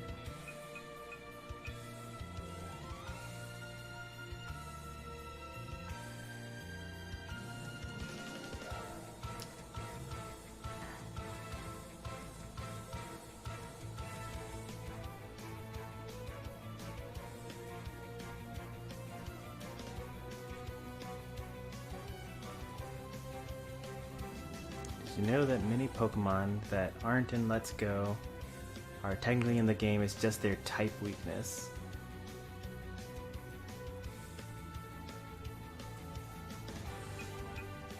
Maybe I don't get it.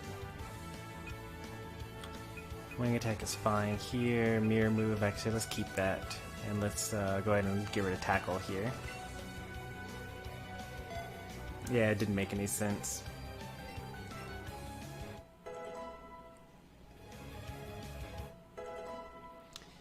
psychological problems that are not things that make me dangerous. Like when I was young, I could see things that no one else saw. Like I saw people in my house that no one else saw.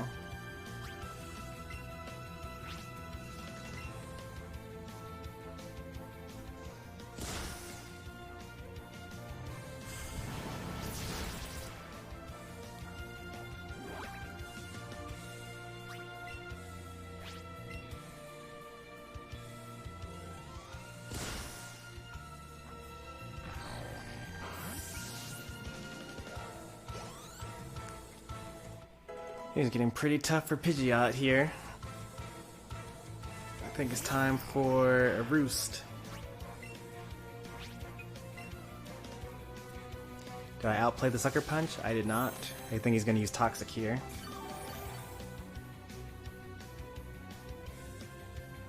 Yep, he used Toxic there. Makes sense.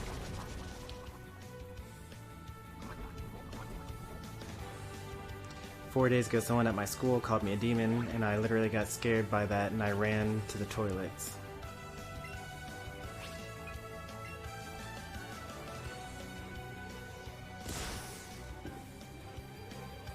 That wasn't very nice of them to call you a demon, to begin with.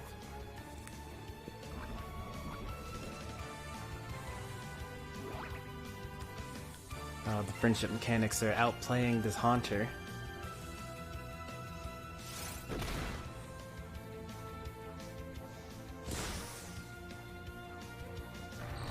Because I can move body parts weirdly.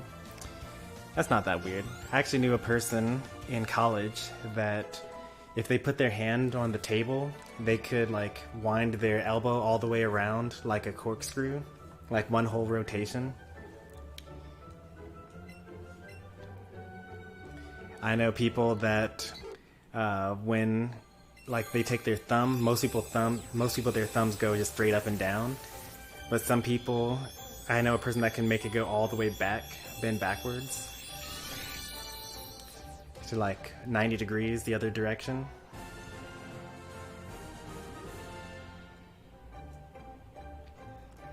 Just, you know, the body is so complicated and there's so many different ways that, you know, the bones and ligaments can all just like exist together that sometimes you end up with slightly odd stuff.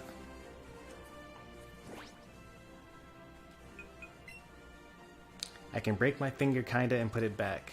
Oh, so you just mean like you just take it out of its socket, right? I think I could do that as a kid as well. Like you make that popping noise and then you like put it back. But you probably aren't actually breaking your finger though, because when someone says that they're breaking their finger, they actually are talking about the bones snapping, and you can't just put that back.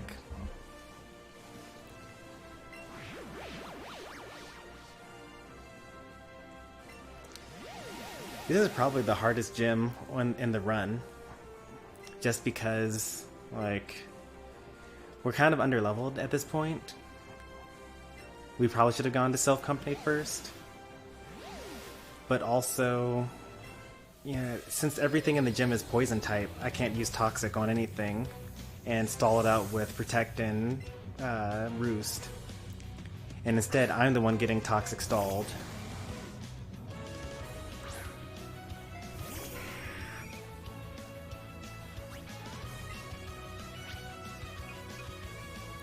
But if I had Air Slash, though, then we probably would do a lot better here. Just in case he wants to use Self-Destruct. Do I want to use Protect on the next turn? No, he might use Minimize next turn instead, so we need to get another Gust up. He used Explosion. Oh man. I got outplayed. Yep, the outplay.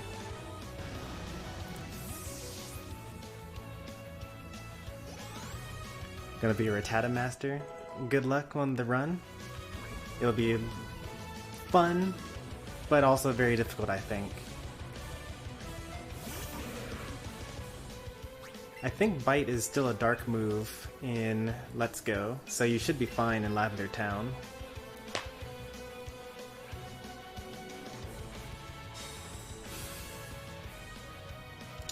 get outplayed.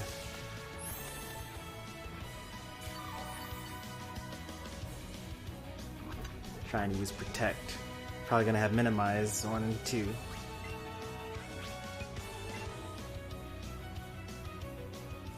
Sadly, I have no, it would be nice if I were to cure myself of poison and then get poisoned by the Sludge Bomb. Because we're gonna sack something here. Just to reset the poison timer.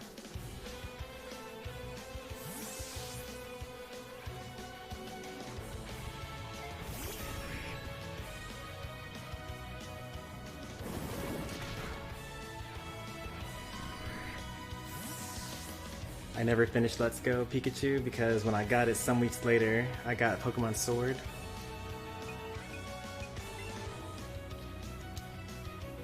Yeah, this will be my 3rd time beating the game and catching like all the legendaries at the end in the post game.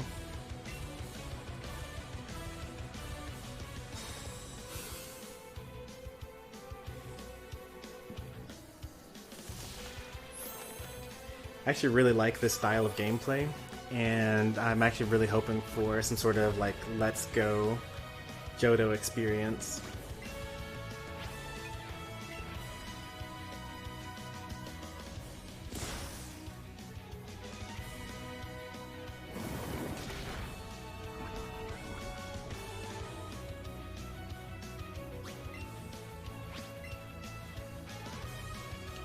As long as he doesn't use Minimize, we should be fine here.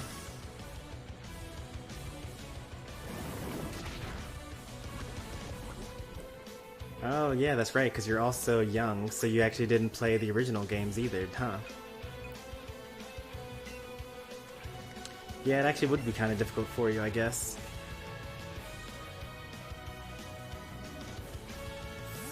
Because I grew up with, you know, red, blue, and yellow. I actually played red, blue, and yellow, and beat red and yellow. I never beat blue though, but it's like the same game though, so it doesn't really matter too much. And then,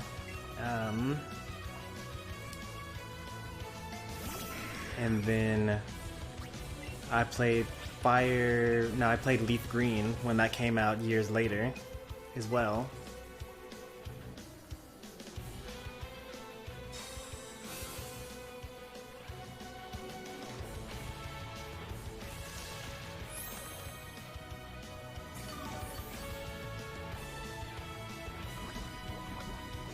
Alright, we need a critical hit because I think that Koga will use a potion if he gets like hurt but not too hurt. Guess we'll see it. He'll either use Protect or use a Hyper Potion here.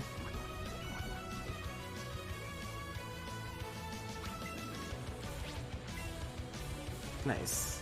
Got rid of the muck.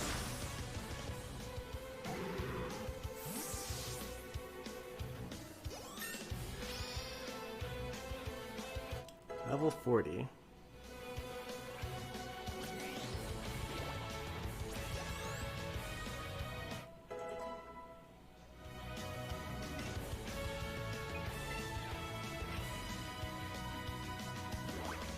Perfect.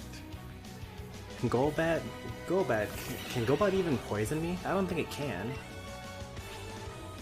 Let's just roost up just to be safe here. Think they'll use like Supersonic or something? Maybe Double Team? Okay, so he actually does learn Toxic. Guess I should have seen that coming, but it's better to be at full HP because things like that can happen. Alright, so he wasted his turn, and now I get to go. Ah, 2-hit KO. Oh no, it's not 2-hit KO. We got a critical hit. So 3-hit KO, but because one was a crit, it should be fine. And the power of friendship comes through once again. Trying to stall out my Gust. Luckily I have Gust, which has 35 power points, so I don't have to worry about running out of stuff.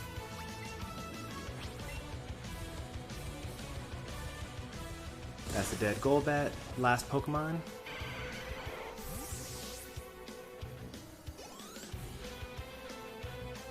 Venomoth. Oh, that's a one-shot. Alright, we win.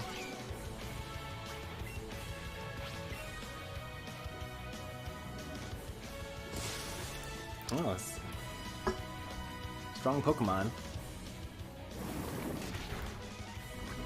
Very bulky. Also, Gust is a super weak attack. It's like, I should have gotten rid of it a long time ago.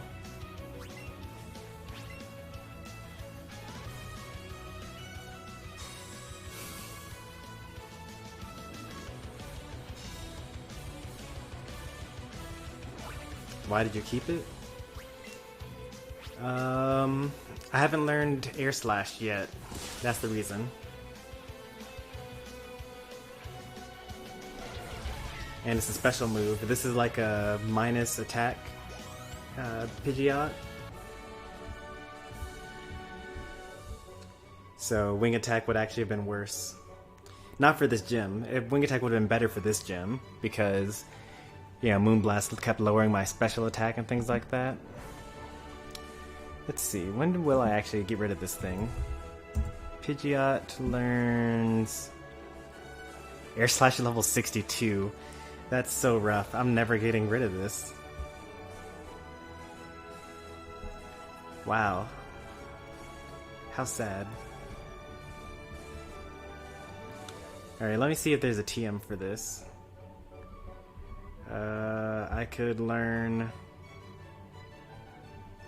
Air Slash is an egg move, but there are no egg moves in Let's Go.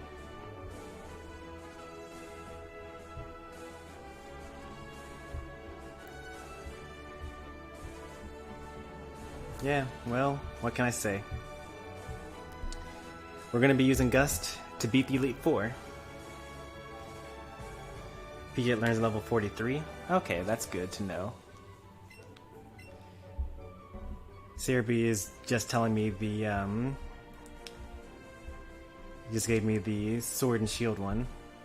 Is there a button for this, for me to switch the two? Oh, there is a button for me to switch the two. Okay. So... I could actually go to the Move Tutor and learn Heat Wave right now. That's pretty cool. And then Air Slash at level 43, and then Razor Wind at level 53. So 3 more levels. So we'll probably learn it in the middle of the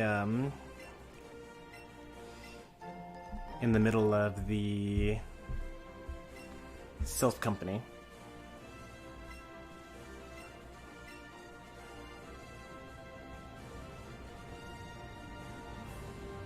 I always use Pokemon BD.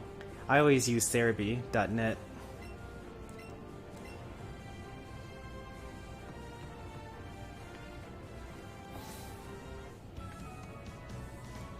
It's always pulled up on another tab.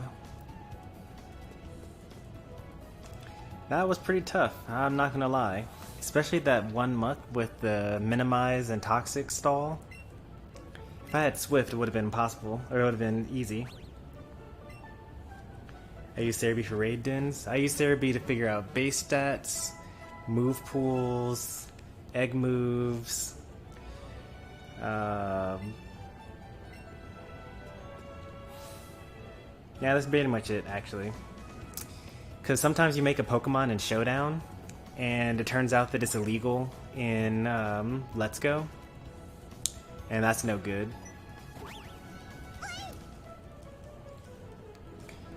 Because there are a lot of basically Showdown lets you use any move that was ever used ever for any one type of Pokemon.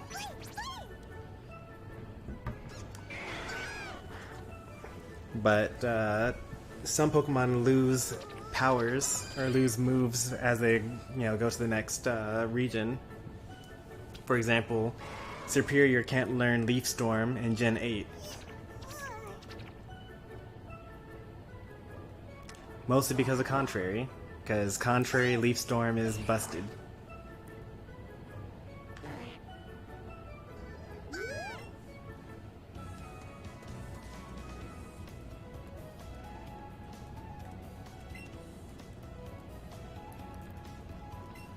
right before the pandemic hit, I actually downloaded Pokemon Go because I was like, oh man, if I could transfer Pokemon from Go into Let's Go, into Pokemon Home, into Sword, then like I'd be able to just like have all these Pokemon that I don't want to have to catch myself.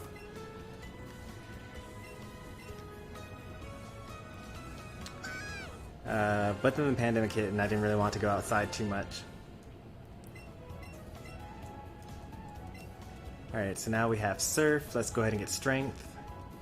And then we'll be done with this town.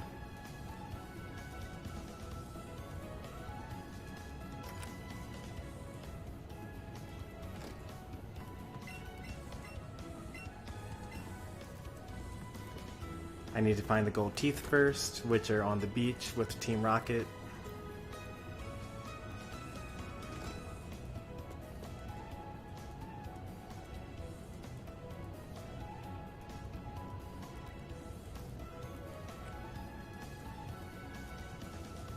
Keep on forgetting the order in which I need to do these things, even though I've played through this game so many times.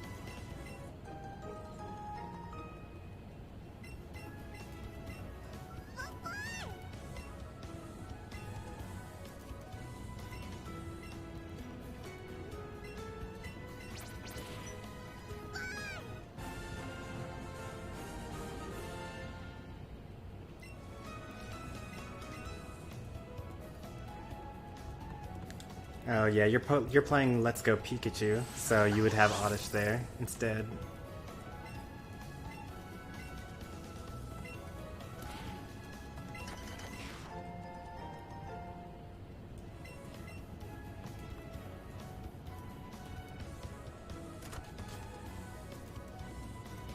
I'm playing Let's Go Eevee, so everything's swapped.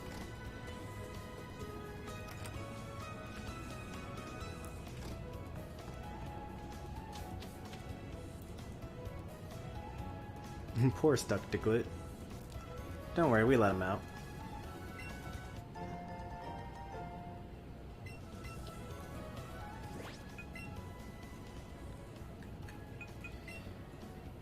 Alright, time for the big one. To Saffron.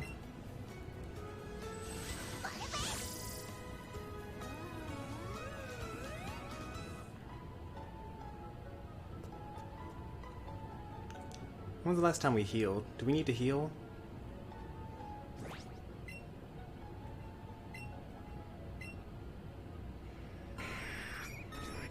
Nope, we healed already, so we're good there.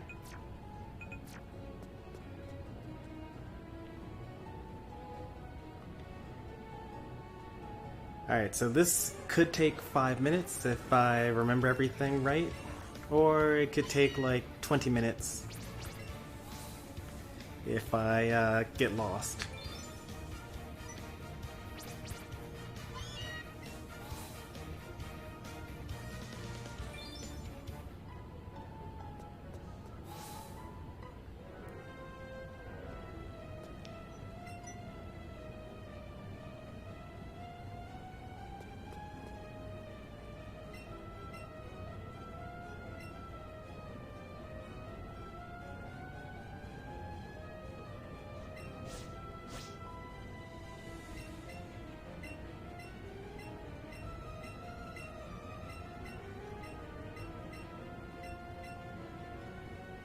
I can search up a map. There's no need for that.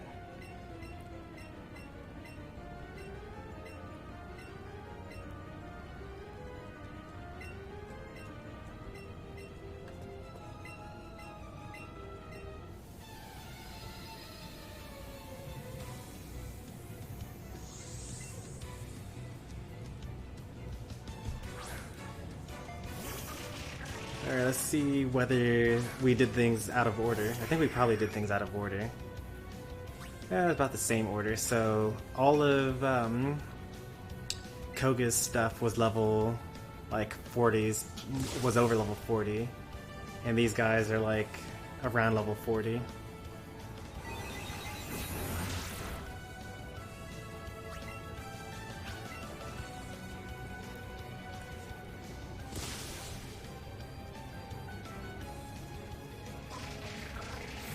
I finally unlocked Jigglypuff.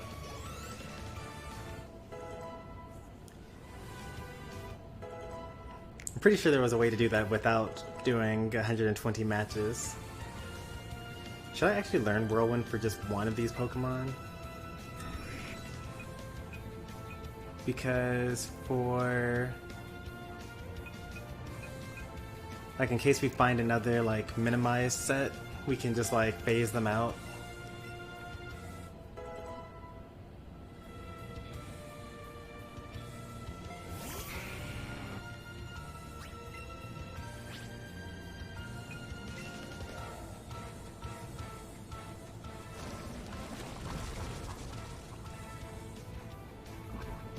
You learn Whirlwind yet? Well, usually I skip Whirlwind because it's not a very good move for PvE.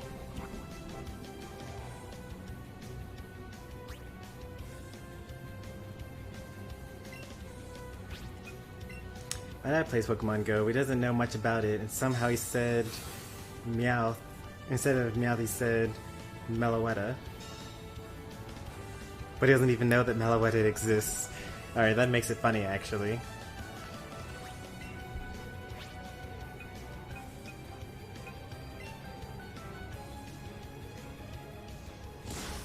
I was like, you know, Meloetta is a Pokemon.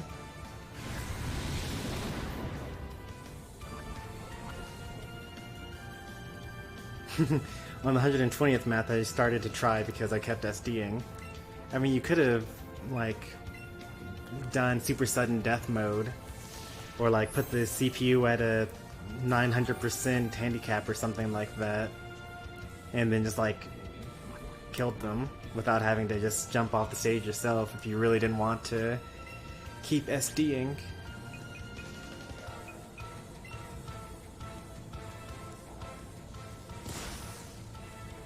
Why didn't I think of that? Well, hopefully you chose a character that you actually don't really like playing as, because you just logged like 30 losses in a row to them.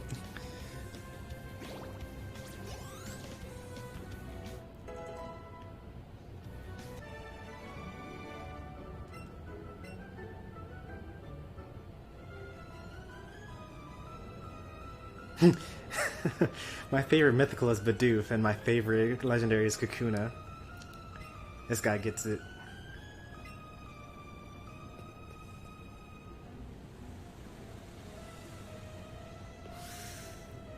Let's see if let's just use the stairs for now.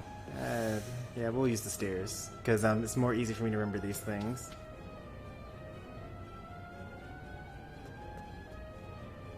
Not this one.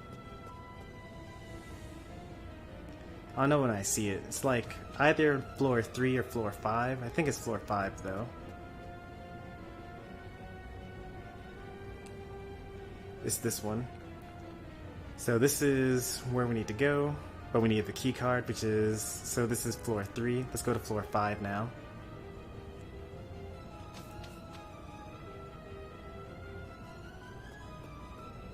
Wait, or is it this one? Let me just check here. Nope, it's not this one.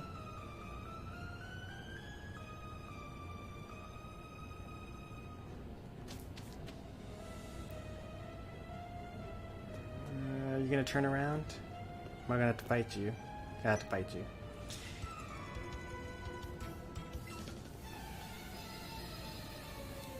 I played characters I didn't like. Okay.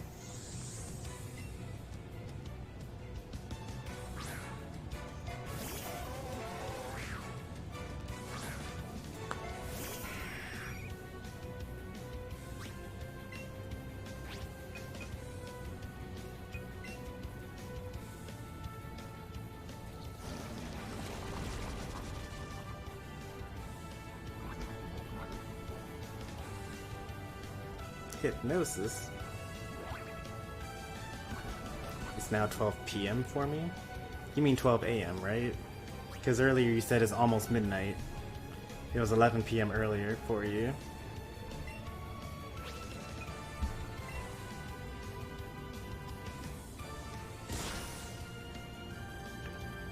Well, welcome from the past. Because now you're apparently in the future.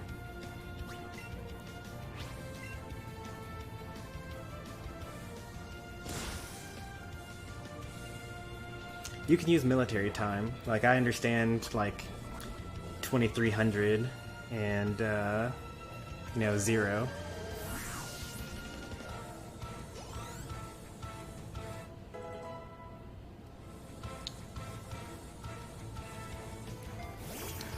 You're in Central Time? I'm in Central Time. How about that?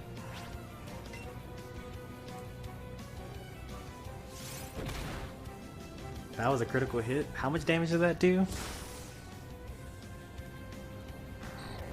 Critical hit Sucker Punch?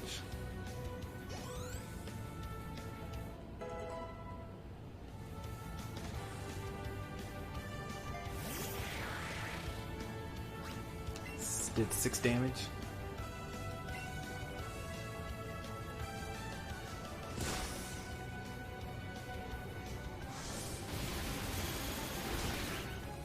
There's so many Pokemon that are so bad in doubles, that are so good in singles. Like Alakazam has high speed and high special attack, and a really great move pool too, like Psystrike,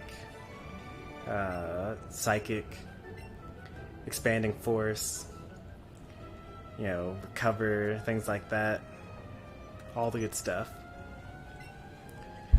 But in doubles, you just hit him, and then he dies, and then it's over.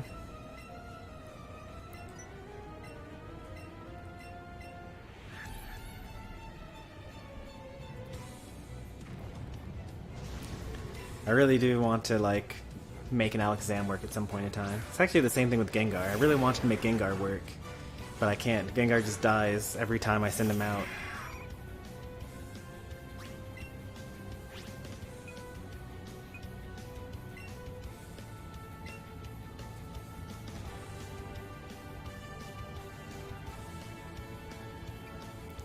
I got outplayed. I almost used Protect here.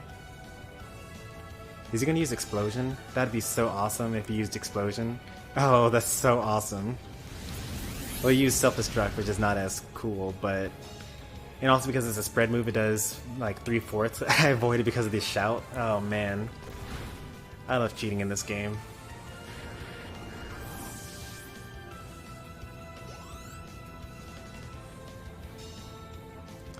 Wow, what a wasted turn. Is the Weezing also going to use Explosion?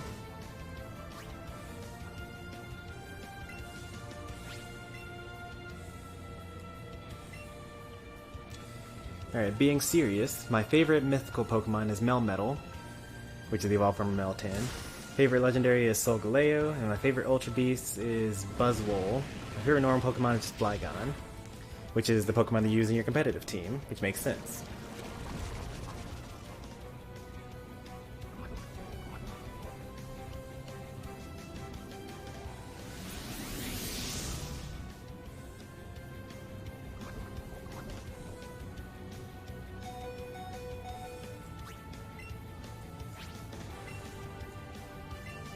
That poor Cubone's going to die this turn. I wonder if Muck's going to use Protect. And Weezing use Explosion here. Nope. Oh, what a low roll on that Gust.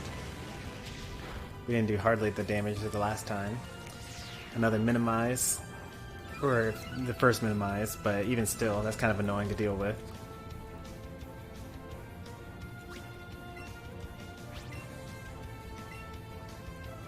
Why not Marowak? Well, he just got the Cubone. Like, in storyline ways, like, I wasn't actually supposed to have already beaten Koga by now, which is why everybody's at a lower level than double protect? Interesting. Gonna use another hyper potion here, probably.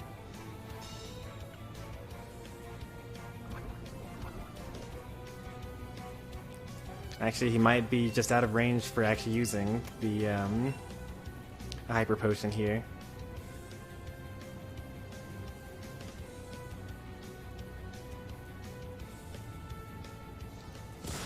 Good. No misses here.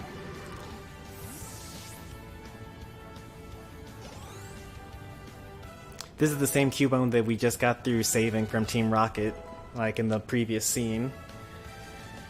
So it's basically a wild Pokemon. And as you know, wild Pokemon just show up at any random level. Well, not any random level, but they show up at levels that don't make sense sometimes.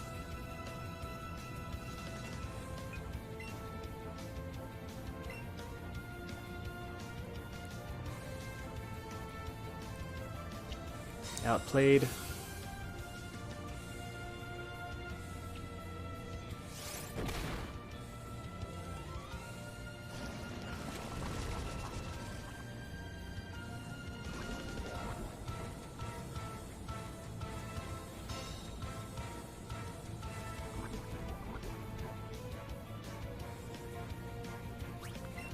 Alright, next. It's gonna throw some Gust at the Wheezing here, since it can't protect itself.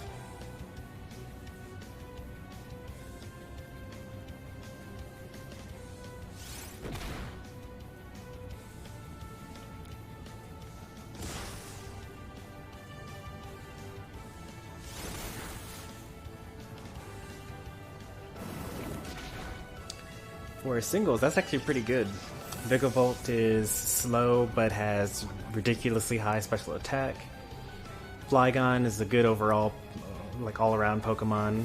Levitate is nice to have.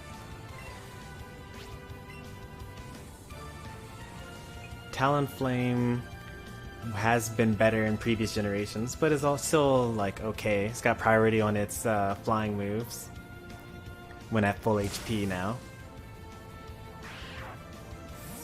Cloyster is high defense.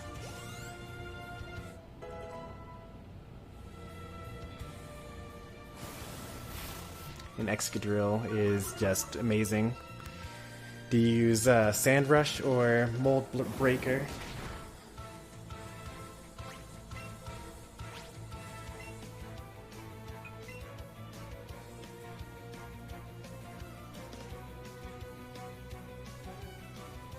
Excadrill sets up the Sandstorm. Sand Rush. Okay, that makes sense. Because you double your speed when in Sandstorm.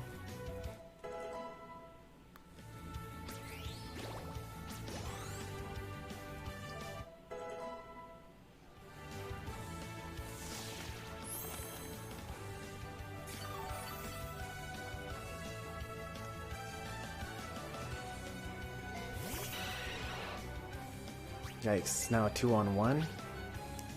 Unlucky for you.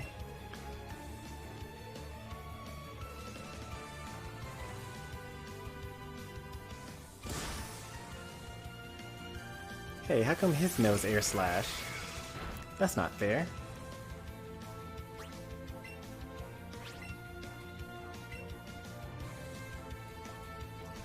Maybe he evolved his late, and his Pidgeotto learned it before evolving. I love seafood, actually. Crab is one of my favorite meals. Like crab legs, steamed crab legs, and crab cakes as well. But I also like cocktail shrimp and catfish and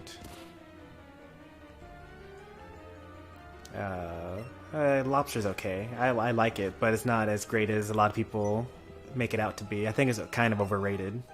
It's actually super overrated.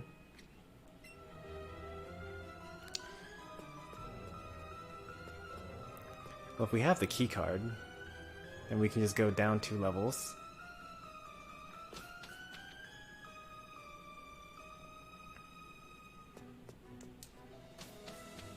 Oh, you got a attacking Blissey. Thunder Punch? Which is interesting. What's the Thunder Punch for?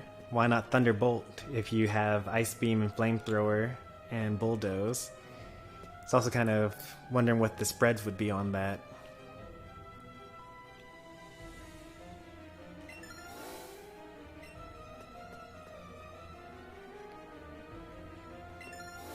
I think it's this one.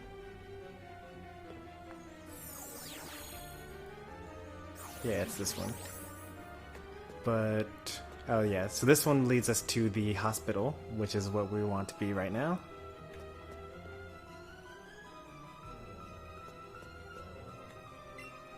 And then the other one leads us to our rival.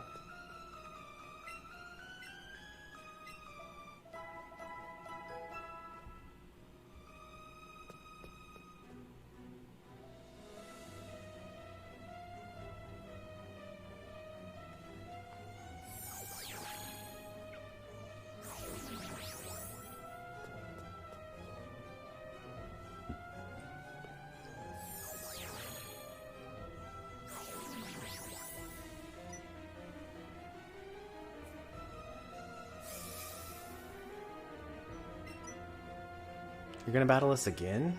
We just beat you.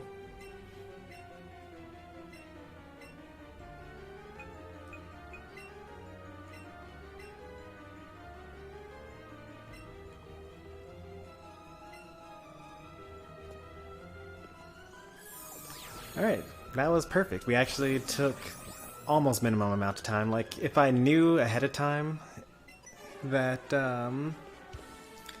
that we needed to go to floor 5 first, then we would have actually been able to use the elevator to go up there. And I had in my mind floor 5, but, you know, all said and done, we took the stairs instead of, you know, taking the elevator. But otherwise, it was still a pretty quick turnaround here.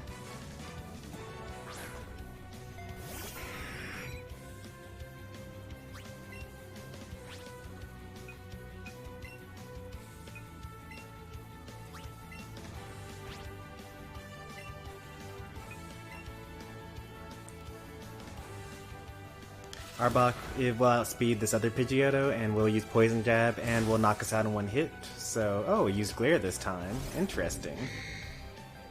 Was not expecting that. Weezing used Thunderbolt this time, not outspeeding us, but did knock us out in one hit, but paralyzed us. How unfortunate. Well, we can still knock out the Arbok here. We can still quick attack over there.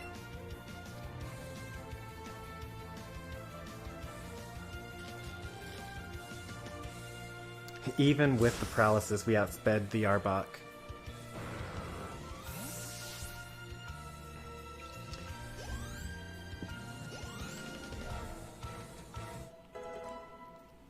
Rip Smash 4 custom moves. Do people even use those?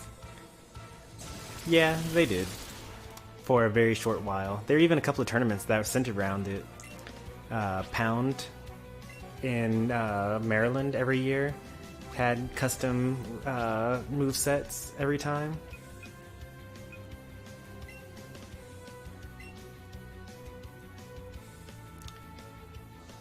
But generally, what it ended up being was, it turns out that the custom moves were all too good. And it ended up being like basically a bunch of pro players just spamming their special moves over and over again. And it ended up being not very interesting to watch. Which is why I didn't really catch on.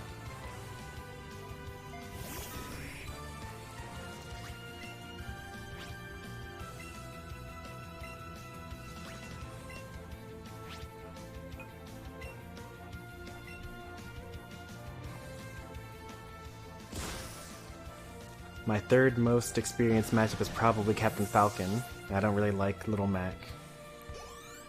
I think you told us your top 2 matchups earlier.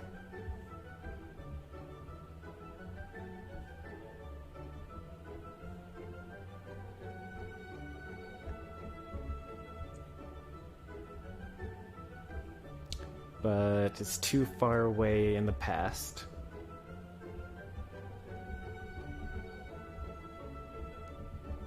So I can't see it. Actually, no, I guess you didn't tell us what it was.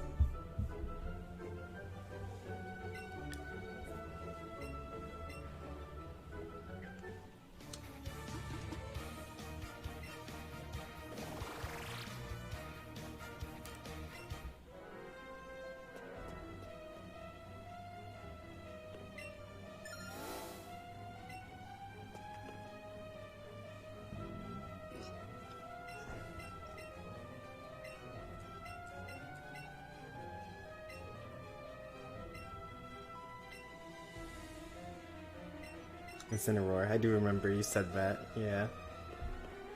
Someone said Joker at some point in time. Oh yeah, it was you. You were the one that said Joker.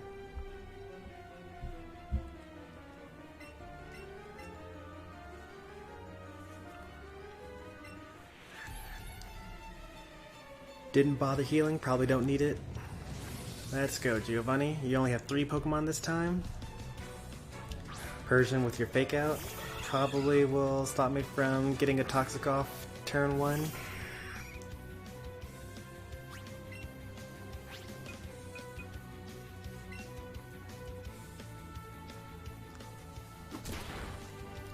That's okay though. It's kind of interesting that, you know, Fake Out seems like a really good move, but it's not really good for damage though. It's only good for like tempo control. Because especially when it comes to like, usually Pokemon that learn Fake Out, they do less damage than than you heal with leftovers. So it's like not even all that great.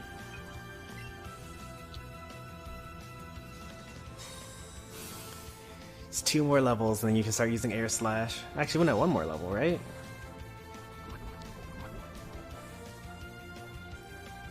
Yes, 1 more level. In fact, you learn it during this battle. I did say that we were going to learn Air Slash while we were in the Sylph Company.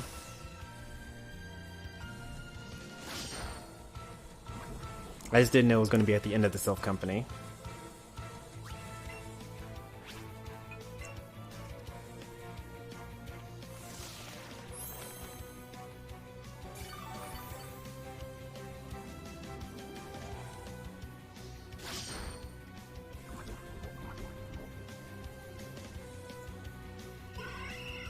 Right, now he's going to send out a rock type, like Rhydon, Rhyhorn.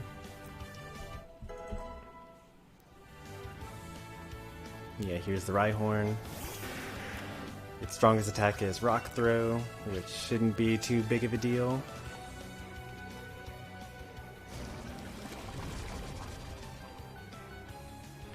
What was his last Pokemon? He's got Persian, Rhyhorn. Does he have Nidorino yet? For his Nidoking later on?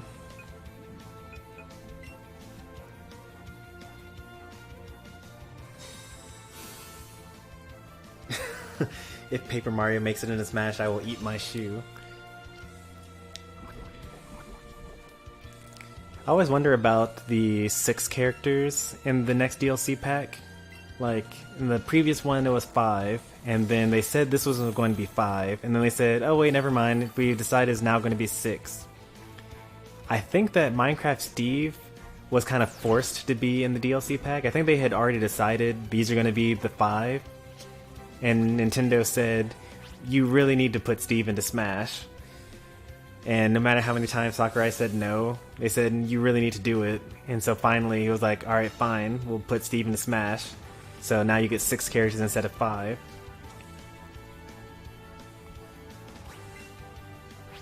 No, if Paper Mario gets in Smash, I'm just gonna eat paper.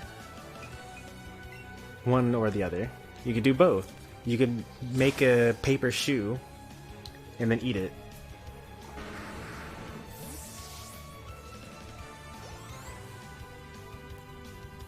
Nidoqueen, okay. Can't toxic this. This is why I was kind of saving my gusts. It'll take 4 hits. Paralyzed, okay.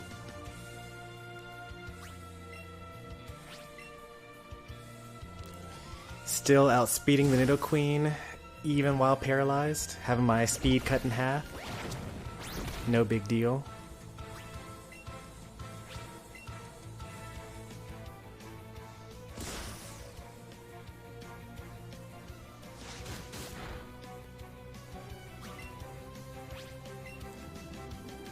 No fully paralyzed.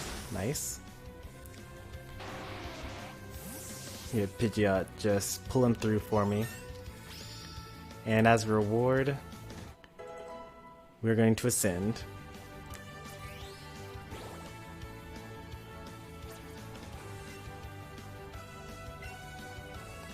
Alright, so up until now we've been using Gust, 40 base power special move.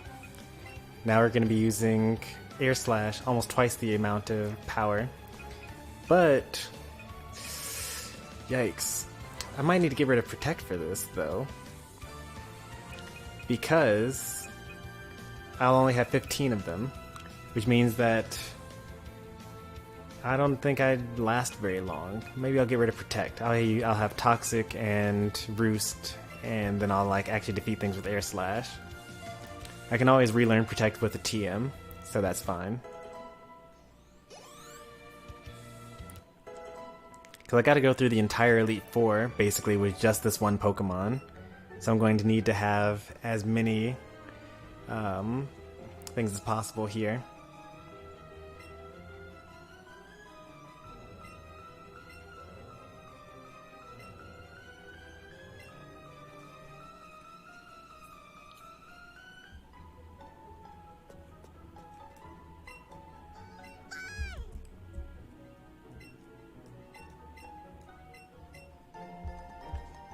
Alright, we got a Master Ball here. Nice.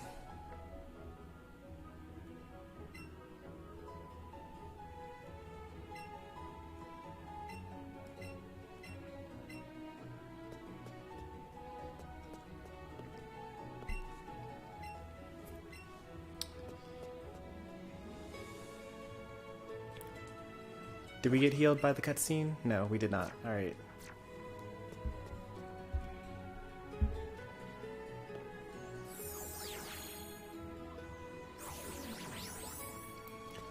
What's kind of bad is that you have to fight Lorelei first.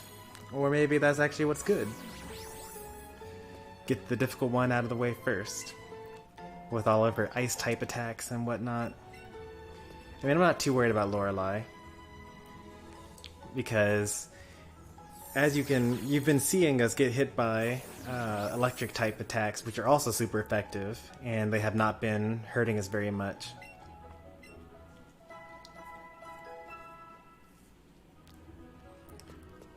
Like, I'm really worried about having to use Struggle. Just from, like, running out of attacks from not doing enough damage. So, for a lot of the Pokemon, we're going to be trying to Toxic Stall them, honestly.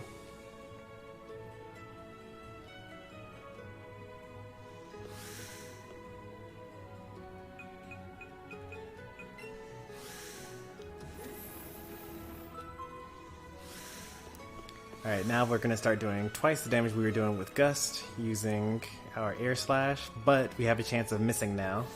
We have 95% accurate instead of 100% accurate.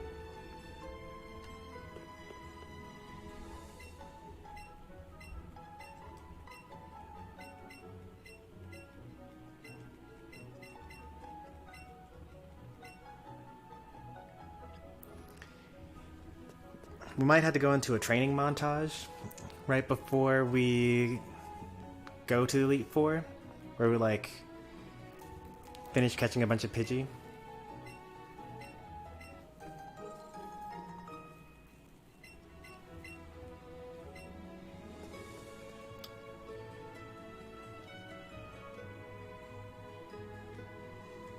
Where's the music for the training montage?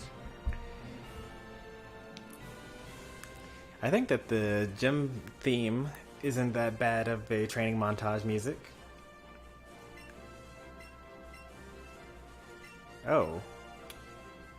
I don't have a Pokemon that's strong enough to get in here.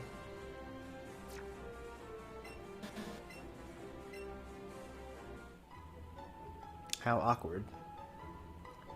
Well, time to cheat, as I always do. Sure do love cheating.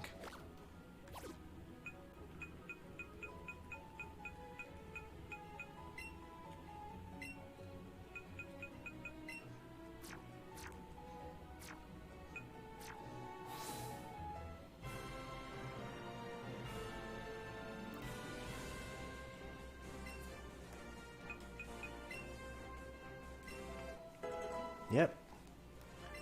I have a Pokemon that is at least level 45.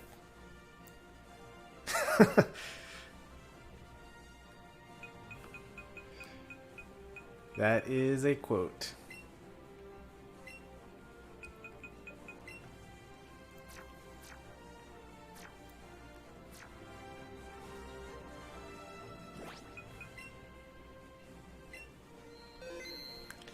I actually do have the power to add these quotes in. Let me add a quote here.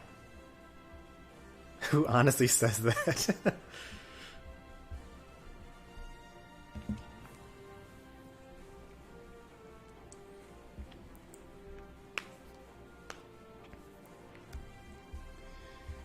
Quotes. There we go.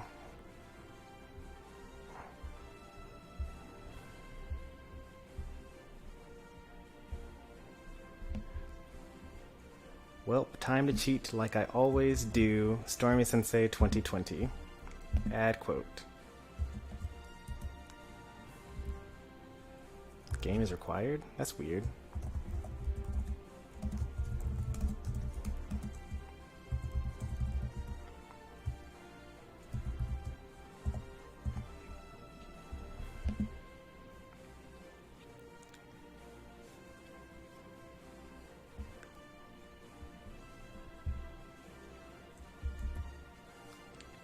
There we go.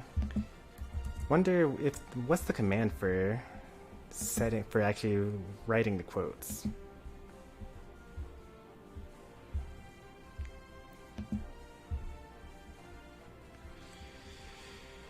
What are the default commands? Oh, just quote.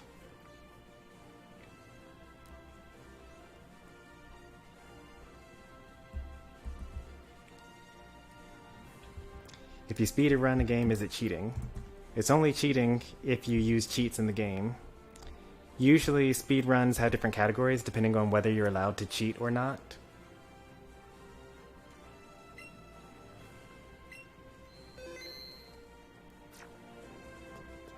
So for example, the Pokemon speedrun, like the fastest time you can get is like 3 minutes, because you can basically do a wrong warp and end up at the end of the game. Like you can leave your house and then it makes you go into the end credits. Am I going to be underleveled? Am I going to even be able to beat Sabrina? The game did try to say you should be at least level 45 for this, and I was like, oh, I'll probably be fine.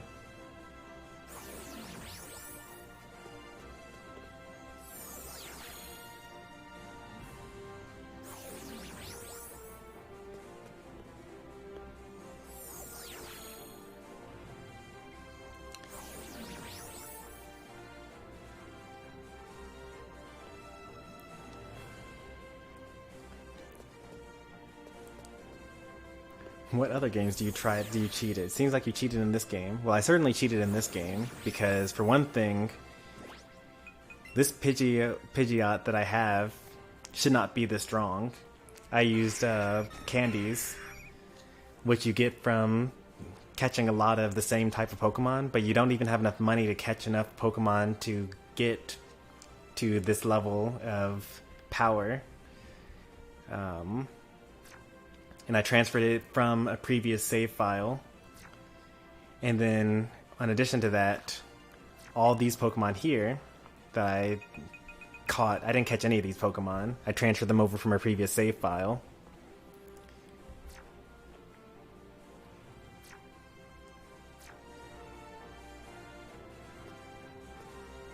So, like, that's what I mostly mean by cheating when it comes to this game.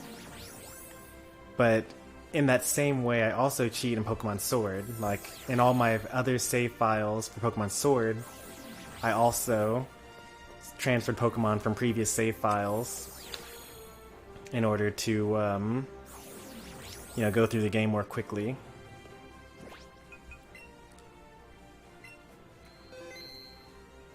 But, like, yeah, it's only, like, kind of cheating, because the game does let you do it, and there are mechanics to stop you from getting too much of an advantage from doing that, because the Pokemon don't listen to you if they're too high level. That's really the only thing that they really put into there.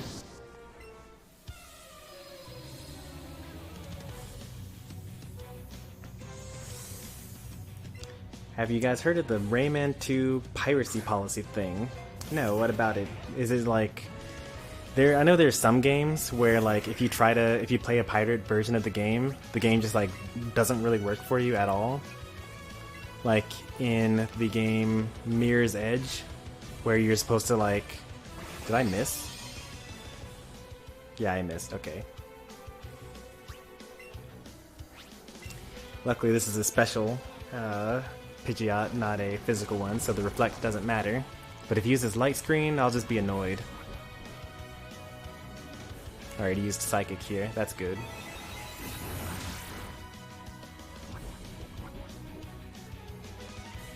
So in Mirror's Edge, which is a game about parkour and running and things like that, if you're playing in a pirated version of that game, you actually will never reach your max run speed, so you actually can't make any of the jumps.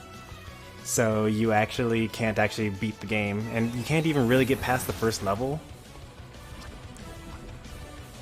But tell me about the Rayman piracy policy.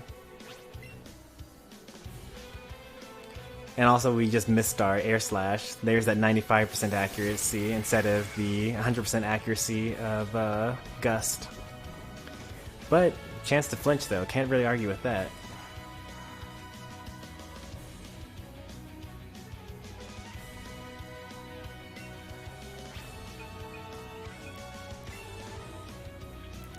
If you beat a particular point of the game, it will say, CD not found, please insert the CD while showing a robot face.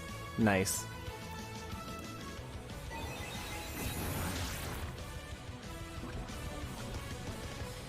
My favorite piracy, anti-piracy solution is Game Dev Tycoon, which is so funny to me because you can never get past level like 3 or 4 or something like that, because whenever you try to sell your game, a pop-up message basically tells you that like you can't make a profit because too many people are stealing your game. Which is so funny because you're literally playing a game called Game Dev Tycoon and you stole it.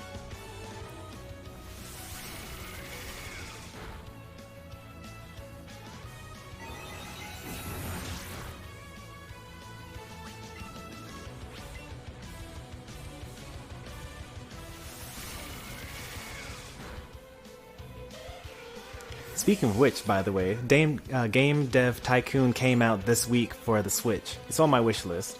But then again, so are, like, you know, over 100 games on my wish list, so there's not really a high chance of me buying that particular game. Yawn. Yikes. Alright, we gotta swap out here. We got outplayed. Let's see, who wants to get sacked?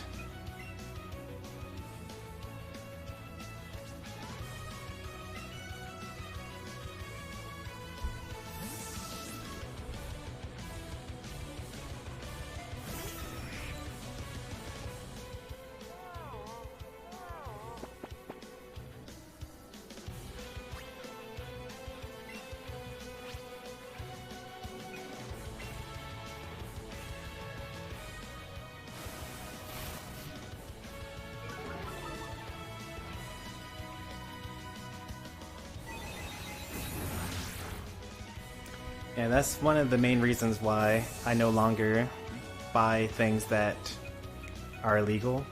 Or not buy things, but I no longer use things that are illegal. Like, I used to use BitTorrent and things like that, and I played ROM hacks and, you know, watched pirated movies in the past. But you know, once you become an adult and like you have money and you work for something and you create a product, the concept of someone having that for free and not having to pay for it and you not getting paid for it is just terrible to think about. So I no longer do that anymore. I actually deleted all the ROM hacks that I previously had, got rid of all the pirated movies. But before I did that, I actually took a screenshot. I have a picture on my hard drive that's of all the things that I took illegally in the past, so that I can buy them all legally later on. Your past scares me. I mean, we were all teenagers at some point, right? I could use the Poke Flute here, but I'm not. There's no point in doing that. He's going to die to the toxic damage, unless he has rest. In which case, I really shouldn't be letting him use this Calm Mind here. But if he does use rest, I'll swap out to one of my other Pidgeotos that has Whirlwind, and I'll phase him out so that he doesn't sweep me with Calm Mind Slowbro.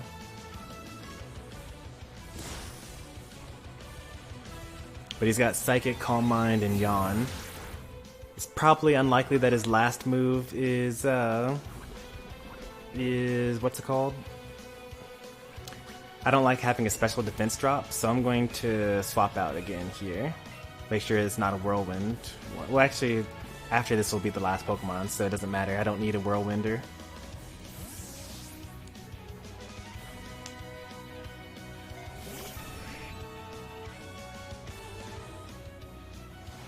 Oh, it's Surf. Yeah, that's right. He actually did reveal all of the moves. It's Psychic, Surf, Calm Mind, and Yawn.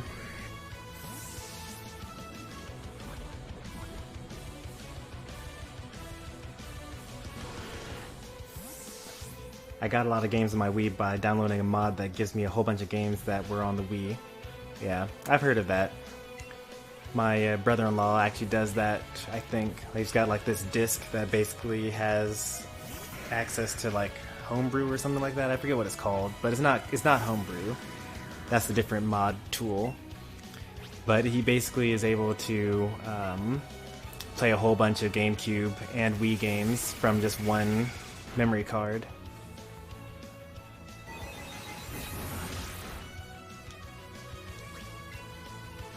That's crazy that I couldn't get in here without having a Pokemon that's over level 45. But if I brought a level 45 Pokemon, I would already be at a higher level than Sabrina's highest level Pokemon.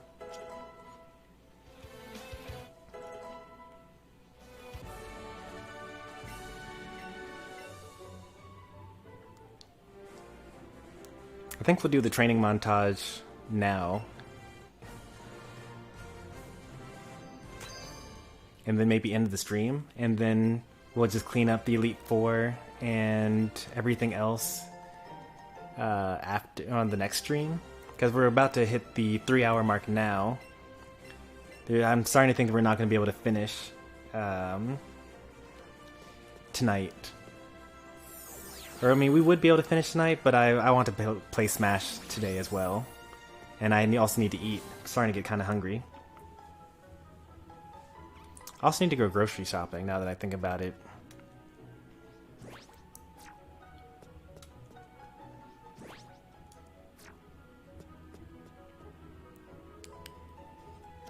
Someone gives us Substitute in this town. And someone gives us Mimic. I think this is the Mimic girl.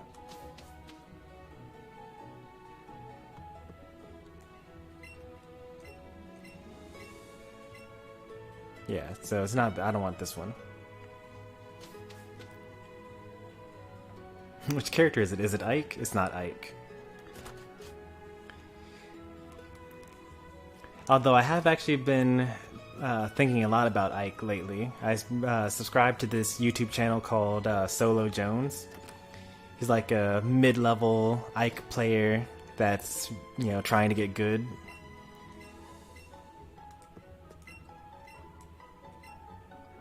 Maybe you don't get Substitute in this town at all, actually. And so he has like a lot of advanced tech videos on Ike and how to play as Ike and edgeguard as Ike and things like that.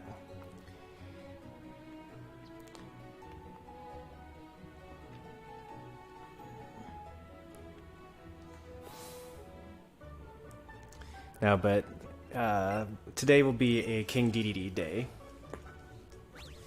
You know, we gotta play the main at least once a week. Can't get rusty. Because then I'd be like the people that show up to streams and say things like, I might be rusty. And don't want to be that type of person.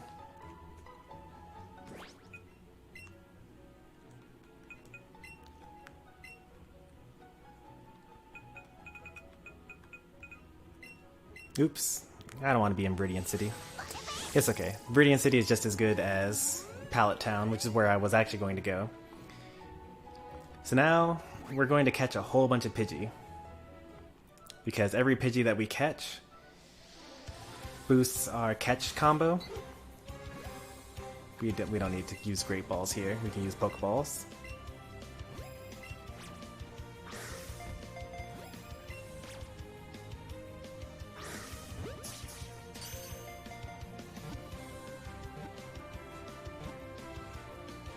Wow.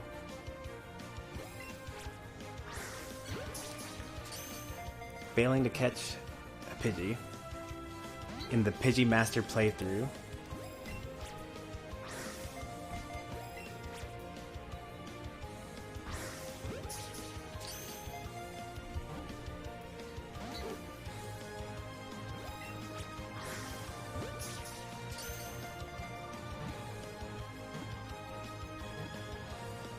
This might be the toughest Pidgey I've ever seen.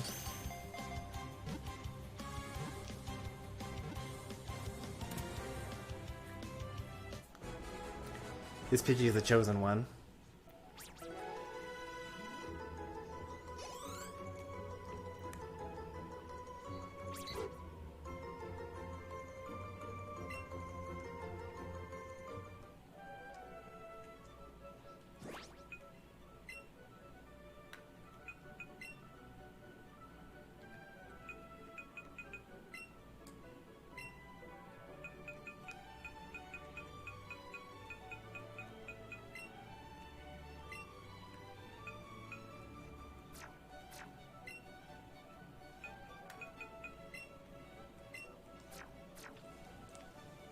Just makes sense.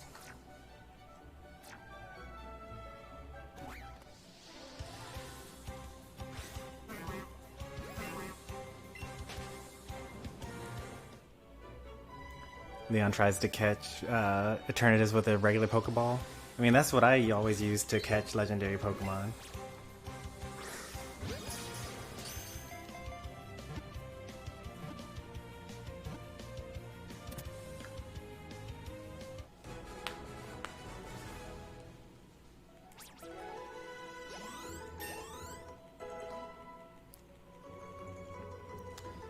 We're gonna catch maybe 50 of these. 50 sounds about right.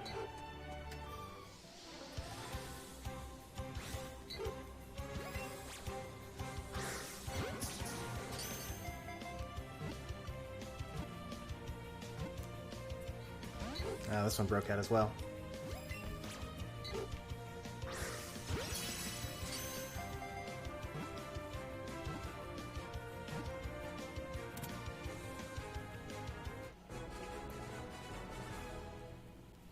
I'll main Steve for a week and share my results. I think that's going to be literally everybody.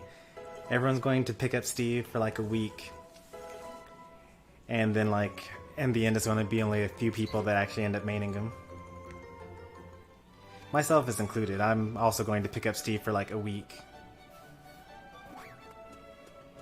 It's kind of unfortunate that Lucina gets gypped out of a week. Because it's supposed to be Lucina month.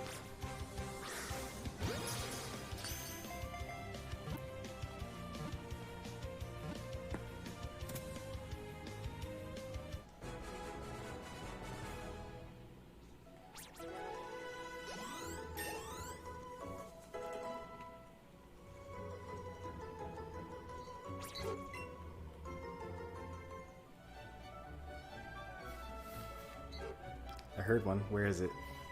There it is. That was Min Min? Yeah.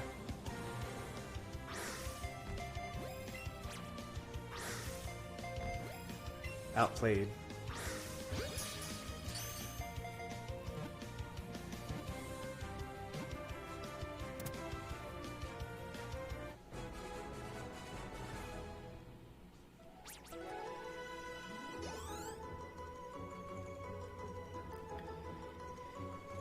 I think that in terms of pro players, DeBuzz still plays Min Min, and Esam might still be playing Min Min. But that's about it. And as far as non-competitive players, I think that I haven't seen a Min Min in a really long time.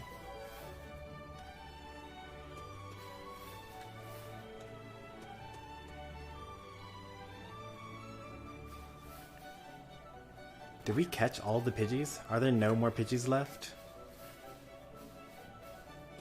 Here's one.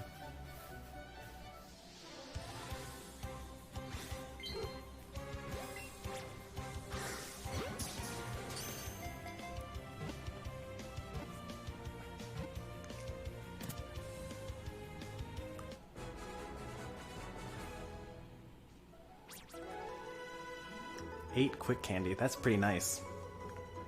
And the XP bonuses are kind of like nice for these weaker Pokemon to get up to the same level as Pidgeot.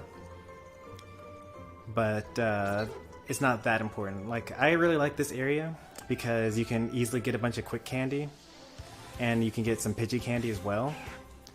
But you don't have to worry about over-leveling too much because the Pokemon here are so weak that you won't actually get too many experience points.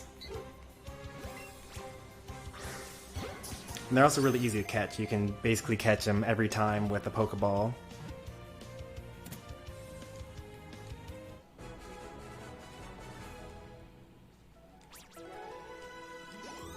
Once we start getting like the higher catch combos, we're gonna start getting Pidgey candy instead of quick candy, which actually boosts Pidgey's stats by 1. Like every single stat by 1, which is really what makes candy busted in this game. But it only really works for like really easy to catch Pokemon.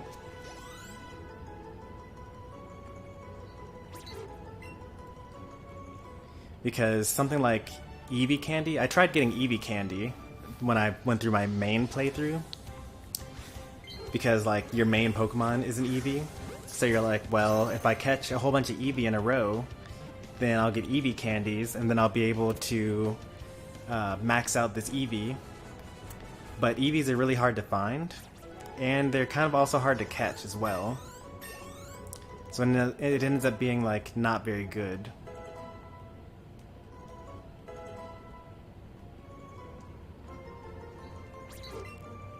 Let's take a look at this Eevee, by the way.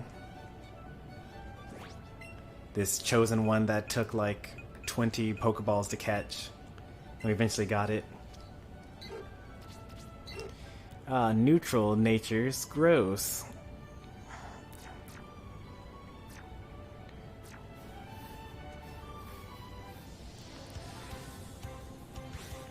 Welcome back, Gale.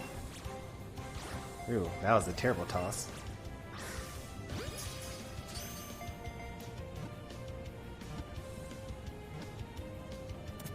Yeah, every other Pidgey that we've found so far has been caught in one Pokeball. And then that first one was just like, well, I hope that this isn't like, imagine if that were the first Pokemon that you encountered after getting your 5 free Pokeballs from the professor. You would have just used up all your Pokeballs and then you would not be able to catch anything.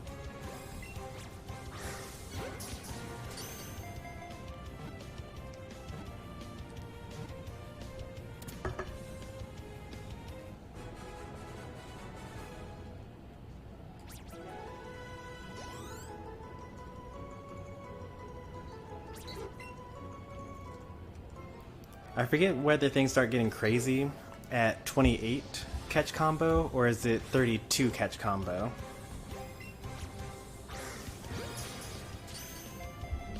Or maybe it's 23 catch combo.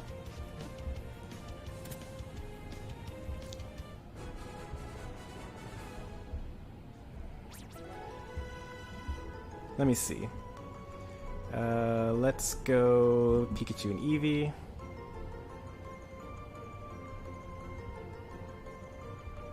Sections.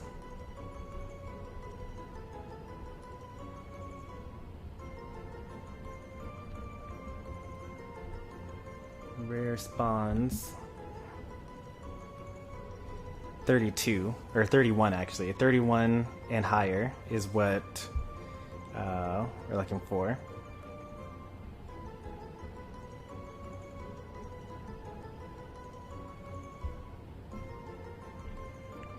We're gonna start seeing Chansey pretty soon as well.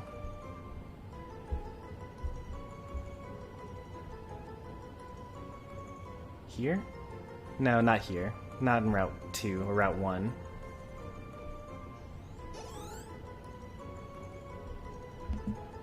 Catch combos, okay. So get more experience points. Guaranteed max IVs starting at 31. Shiny Pokemon start appearing more often as well. Wow. We get a shiny Pokemon 1 in 341 with a 31 catch combo rate. Or a 31 catch combo. We're actually halfway there too. Which would be really sad if we messed this up along the way. Which is all the more reason why it's important to do these catch combos at these early routes.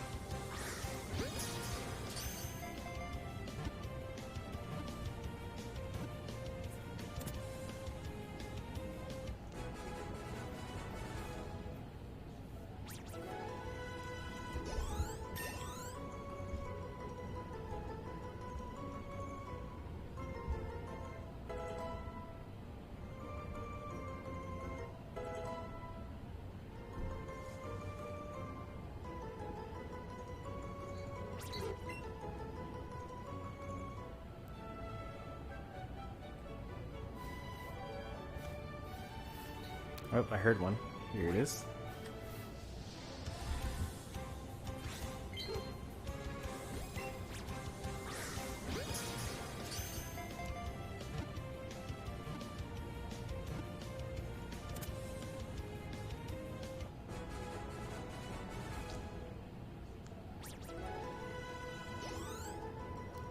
Was that a shiny? No. This isn't a shiny Pidgey. I don't think it is. It would flash after it appeared.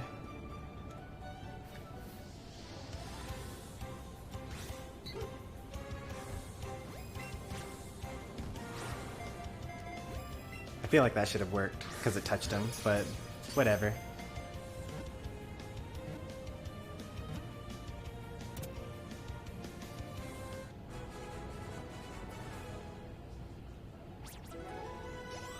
Even if a shiny Pokemon does show up, we're not going to catch it because that would break our catch combo.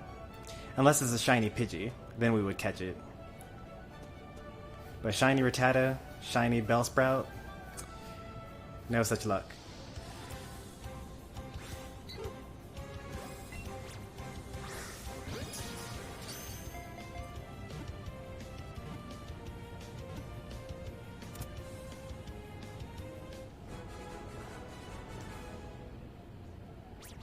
$14 quick candies? That's so crazy.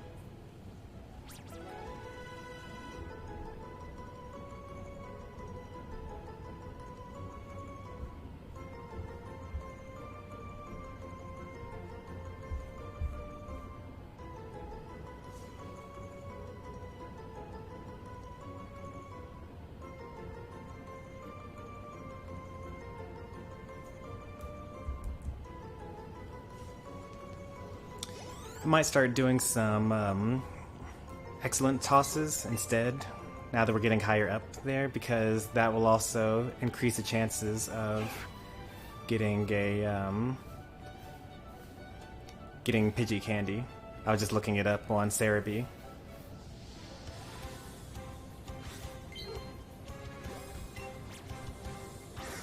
That was only great. Man, you have to really wait until the last moment before tossing if you want to get excellent, huh?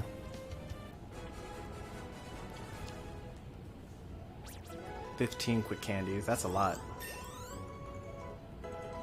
Like, we can have ultra fast Pokemon here.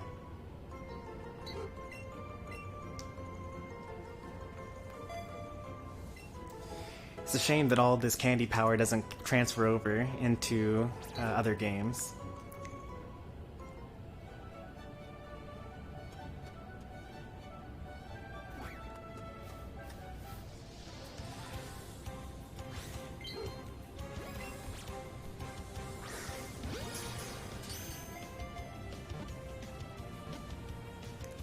So even though this Pidgeot is currently stronger than my Zapdos, Articuno, and Moltres, if I were to transfer it over to Pokemon Sword, it would lose all of its bonus stats, and it would just be a regular Pidgeot.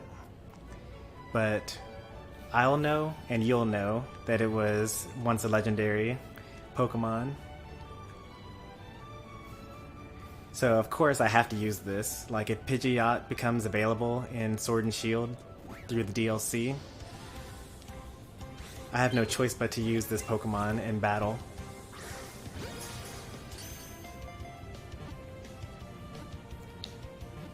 Because, like, we beat an entire game using just one Pokemon.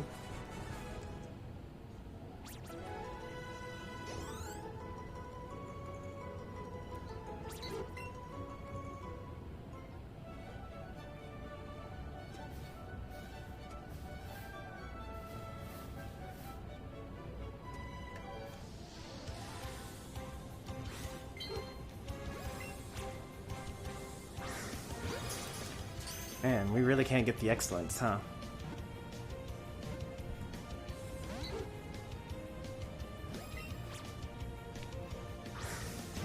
There we go.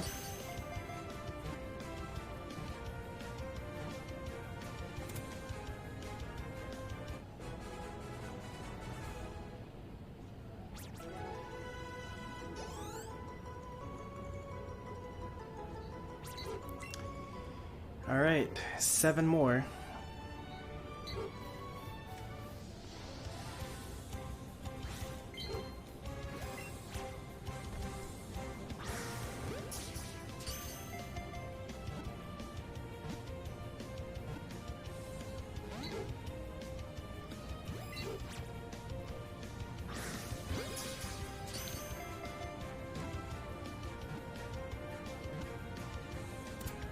So far we spent about 20 minutes just catching Pidgey.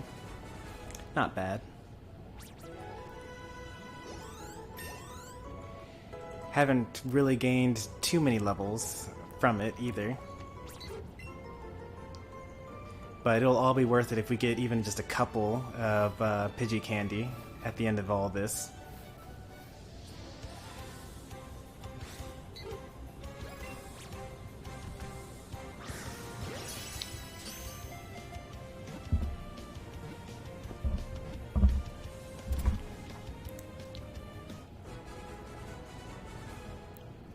Because basically a Pidgey candy is almost like half of a rare candy. Like, rare candy, I would level up and I would gain about 1 to 2 stats in every stat. Sometimes you might get 3, depending on... I might get 3 speed or something like that, but I don't really need it at this point because I'm already going to be faster than pretty much everything in the game. Even the things that are higher level than me.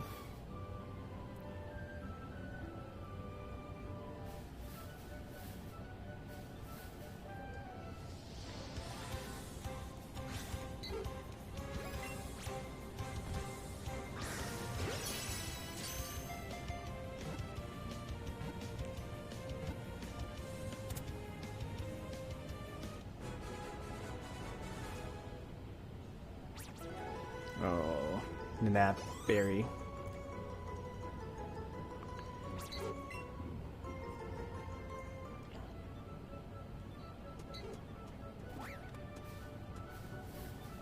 Size bonus. Catch combo bonus.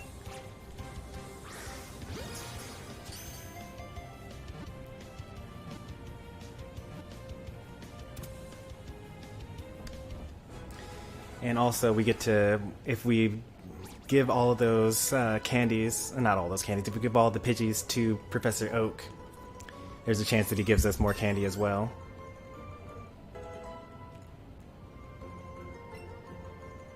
Doesn't need agility. It's gonna outspeed everything anyway. Whirlwind, yeah, you know, phase something out, you know.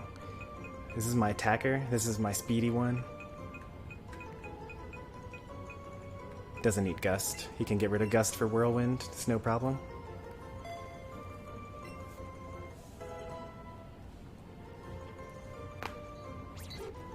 Three more.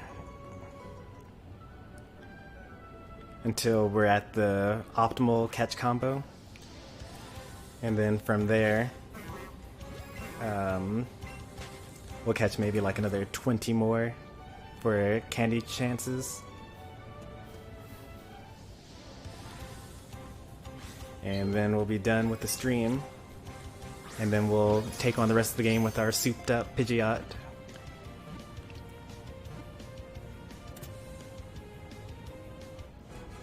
This Mario was trying to time us out. Who was us? Yeah, you were on a team.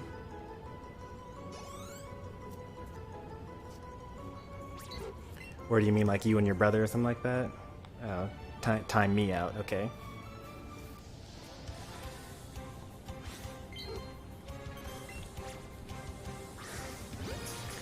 Timeouts are just a viable strategy.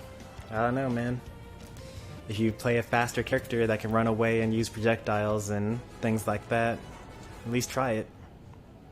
I'm actually thinking about having a stream that's dedicated to timeouts. Like having like 5 stocks and 2 minutes. Because 5 stock 2 minutes is so much. There's so many stocks you can't possibly actually, well, maybe I need to do like 10 stock. And maybe not 10 minutes, maybe like, no, I need to do like 2 minutes. Because I don't want to do like 1 minute, because that's not necessarily enough time to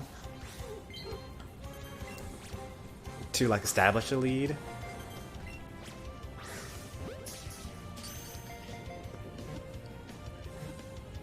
You know, just like have a stream where everyone in the stream has the intention to practice timing out their opponent.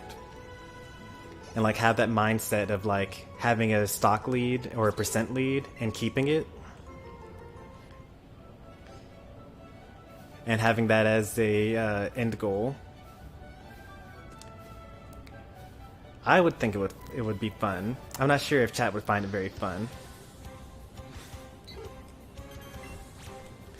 I feel like so many people are like so opposed to timeouts as a concept.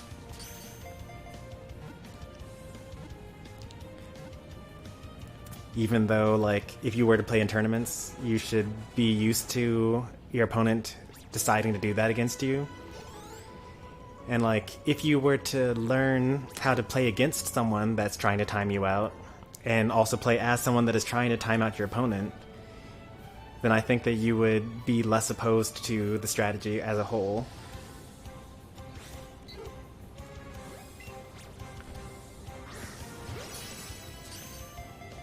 We ran out of Pokeballs. We switched to Master Balls now.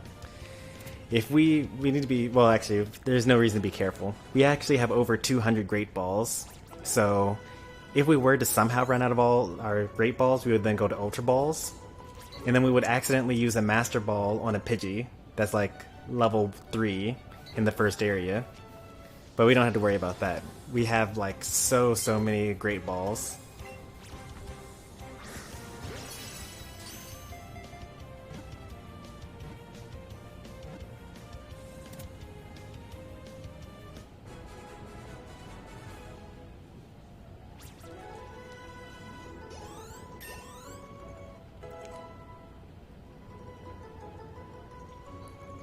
But we did make it to the final threshold though. 31 catch combo. Things start to get crazy now.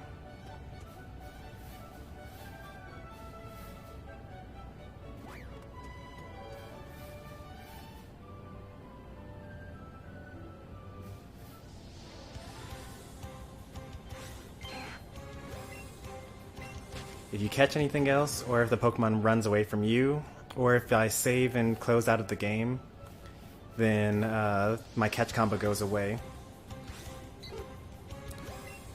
Well, thanks for hanging out with us, Beans.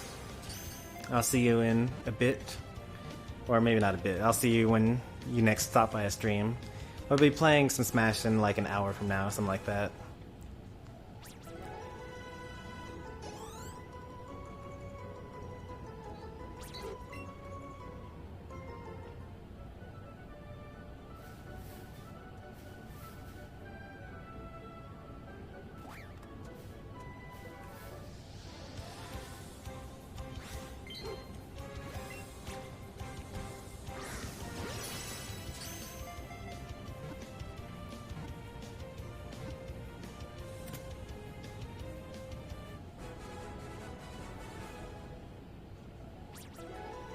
Still haven't gotten any Pidgey candies. And they should be kind of rare, I guess, but like it'd be nice if I got some.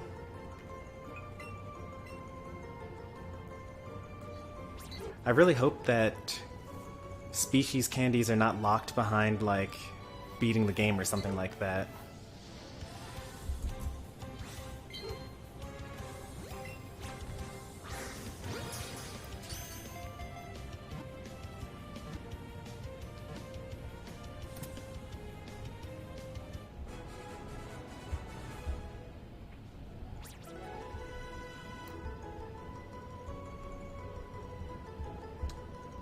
Let me see here. Pidgey candy.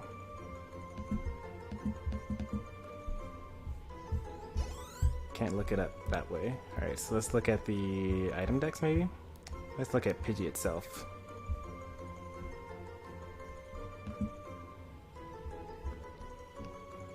And then drops are Pidgey candy.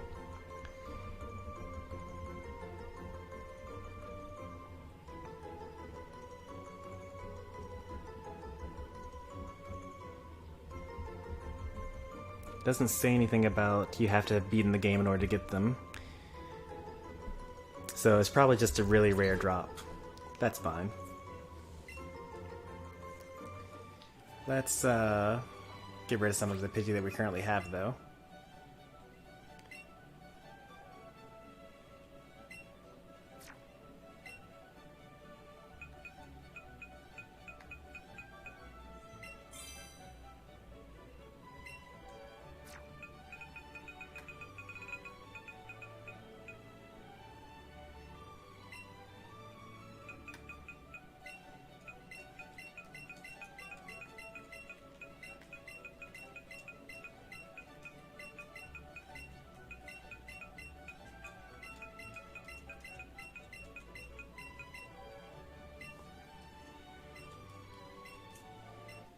Yeah, we got one Pidgey candy for those 55 Pidgeys we've sent so far.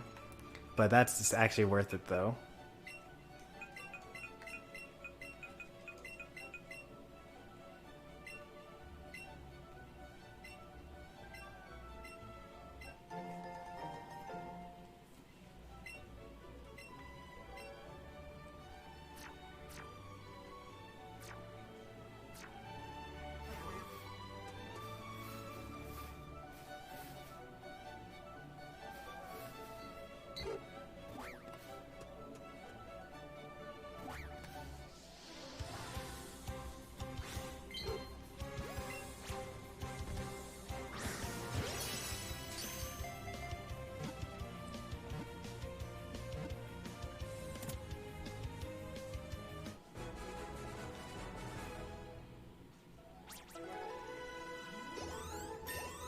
Maybe if I went to an area with stronger Pidgey, they'd be more likely to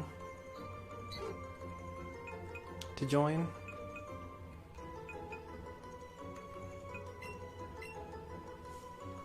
or to give drop candies. I feel like that can't be right.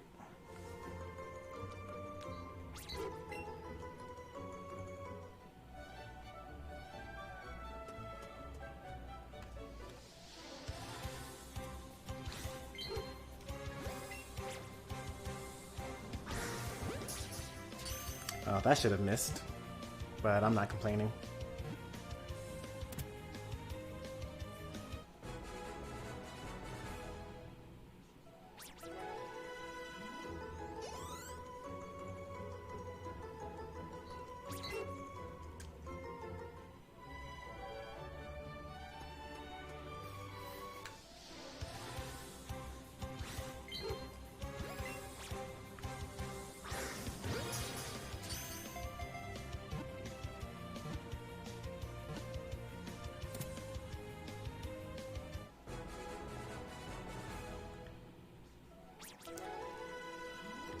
I actually just learned from reading up on this that you could also get Pidgey candy by just putting your Pokemon in the Pokeball Plus and walking around with them. It's kind of unfortunate.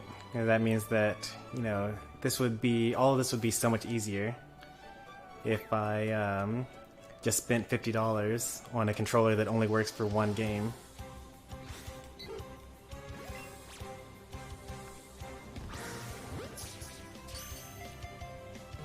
Now, I love Pokemon, but I don't think I love Pokemon that much.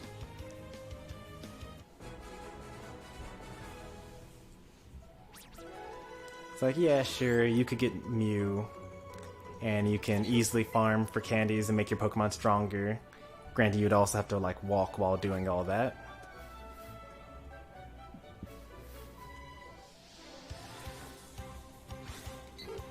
But at the end of the day, the game's too easy. Like, all this stuff is completely unnecessary. I could just, like, level up if I wanted to and get the same results. It's just slightly funnier to have a strong low-level Pokemon than to have a strong high-level Pokemon.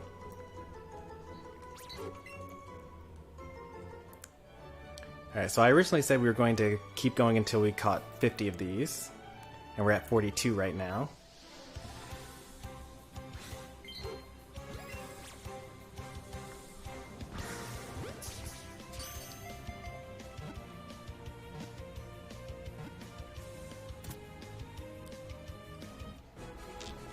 It'll be sad if we didn't naturally get a Pidgey candy out of all of these, but understandable.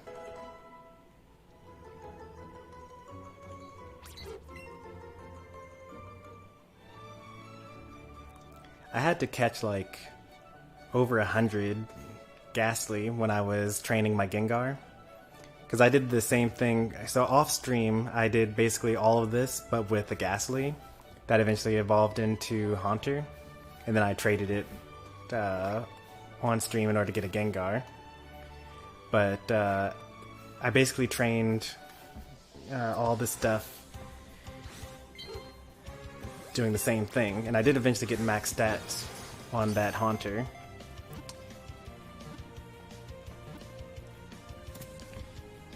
But it took a lot more than just 50. I had to catch a lot of Haunters and Ghastlies in order to make that work.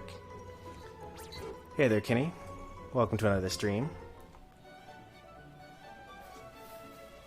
Do you play Pokemon as well? I know that you play a lot of Smash. Oops. Well, that would have been a great anyway instead of an excellent.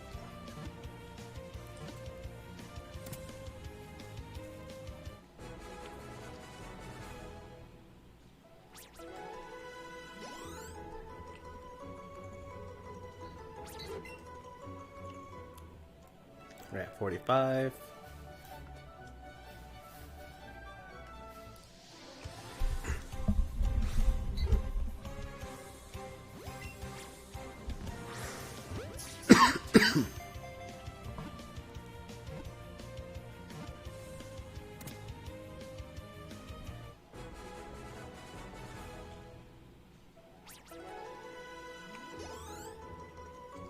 I almost got to level 45. we, on like the second or third Pidgey that we caught, we leveled up to level 44. And through just catching level 2 Pidgeys, we've almost gotten to level 55.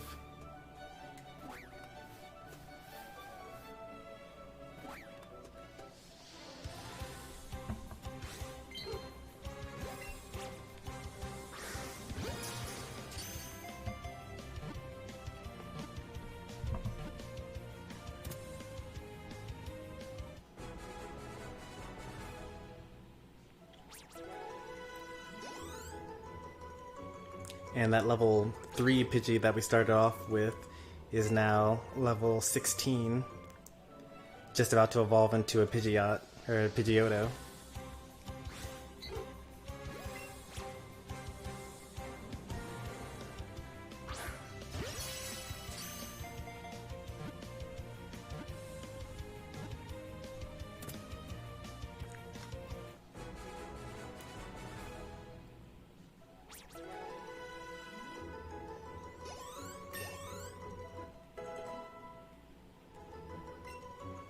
Oh yes, absolutely, learn Roost.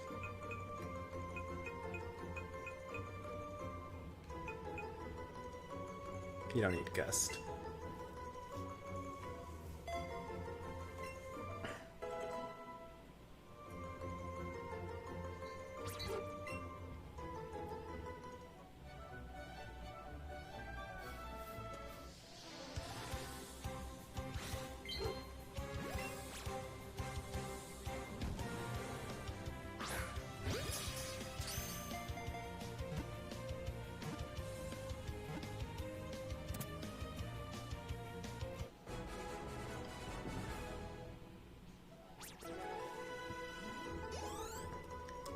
No luck. No luck whatsoever. This is a little sad. But at the same time, I kind of knew that we weren't going to actually get too many candies, but at the same time I kind of want to end the stream, and I don't want this to drag on for longer than it already has.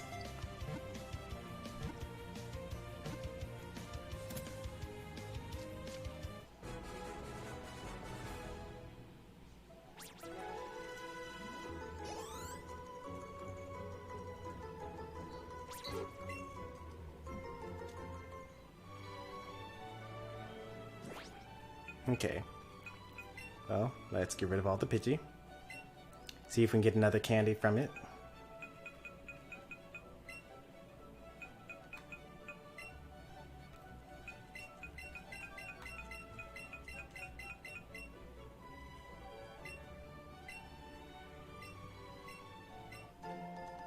Oh, we got a Quick Candy XL. That's good. Alright. And now let's actually use the candy that we got.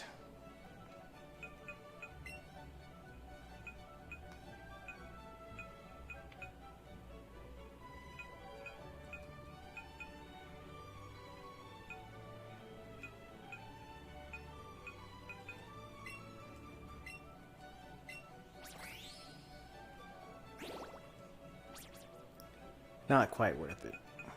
But we can use this for some of these other Pokemon as well.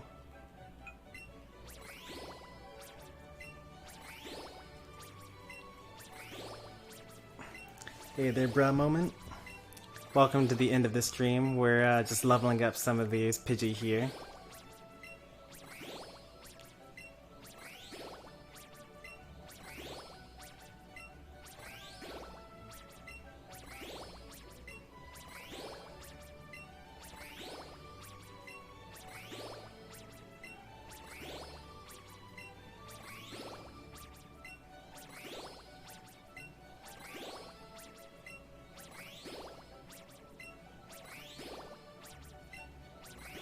I think the max is 21, I think.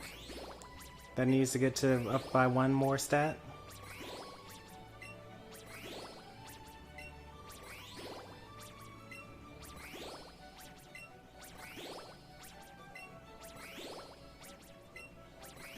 It's been a while since I've seen one play this game. Yeah, I mean, I like the game. I've said this before, but you can catch a Mewtwo, Articuno, Zapdos, and Articuno pretty easily in this game. And you get to control what nature the Pokemon show up. So you can just like pay 10,000 Pokédollars and then go catch whatever you want. And it will always have the right nature. That's pretty free for me. I really like getting the Mewtwo's from these games because every time I make a... Oh, okay, I can't make any more of those. That's fine. I have to be level 30 or higher? Okay, so I can't use that. That's fine.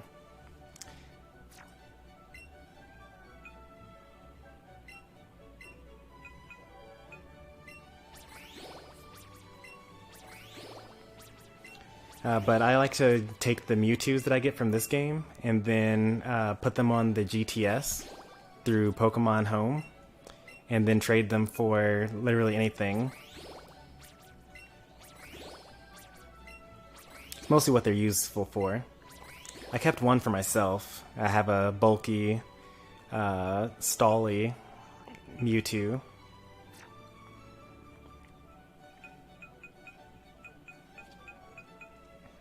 That I use for like max raid dens, just because, you know, it has like life dew and barriers and things like that.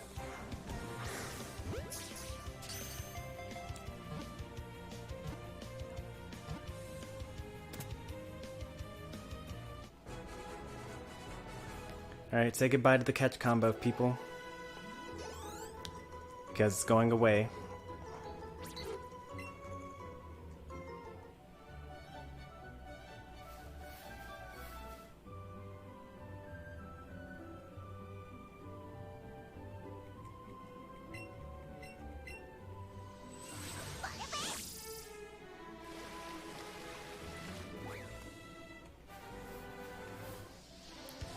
Probably actually get candies from here. They're still easy to catch, but they're at a higher level. Should I have been doing this all along? Also, there's a Chansey in here now.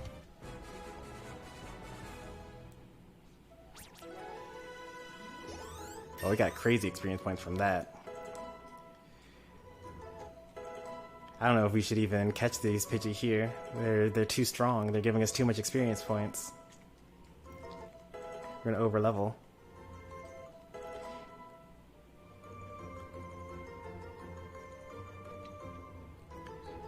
Though we are technically under leveled right now.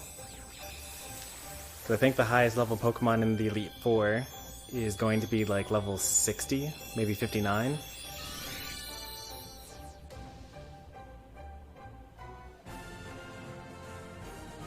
And we're not going to really gain too many more levels for the rest of the game.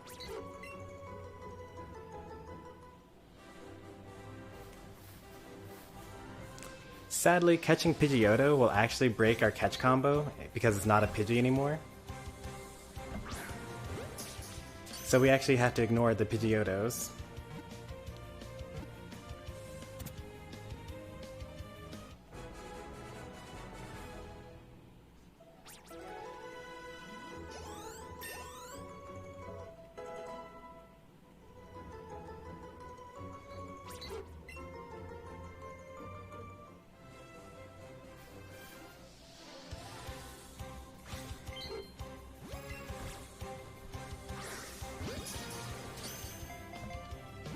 I'm glad that these Pidgeys are also not giving me Pidgey candy, and the reason that I'm glad for that is that means that I didn't waste my time in the first area catching those Pidgey.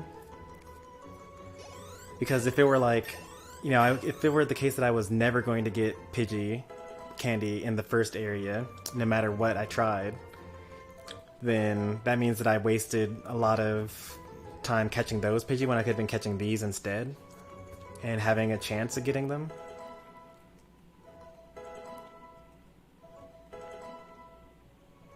But instead it really is just I'm unlucky and I just didn't get the thing that I wanted to get, which is fine.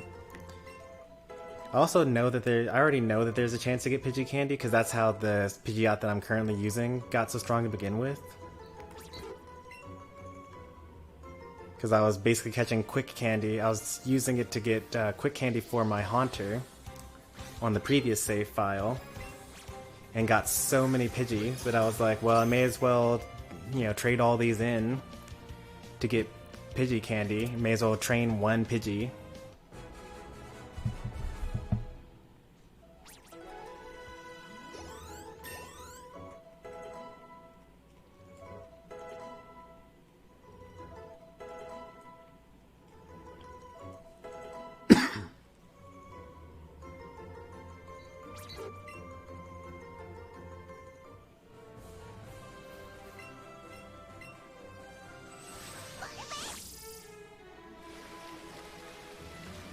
Alright, we managed to escape the Pidgey zone.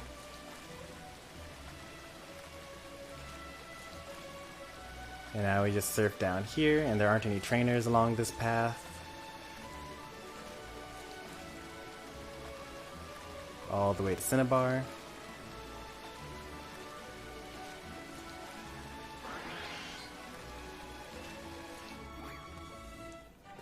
And we're here. Easy peasy. We go to the secret lab. Get all that going. Beat Blaine. Beat Giovanni. Go to the Elite Four. Easy stuff. We might even have a Pidgeot. We actually might have multiple Pidgeots by the time we finish all this. Guess we'll find out.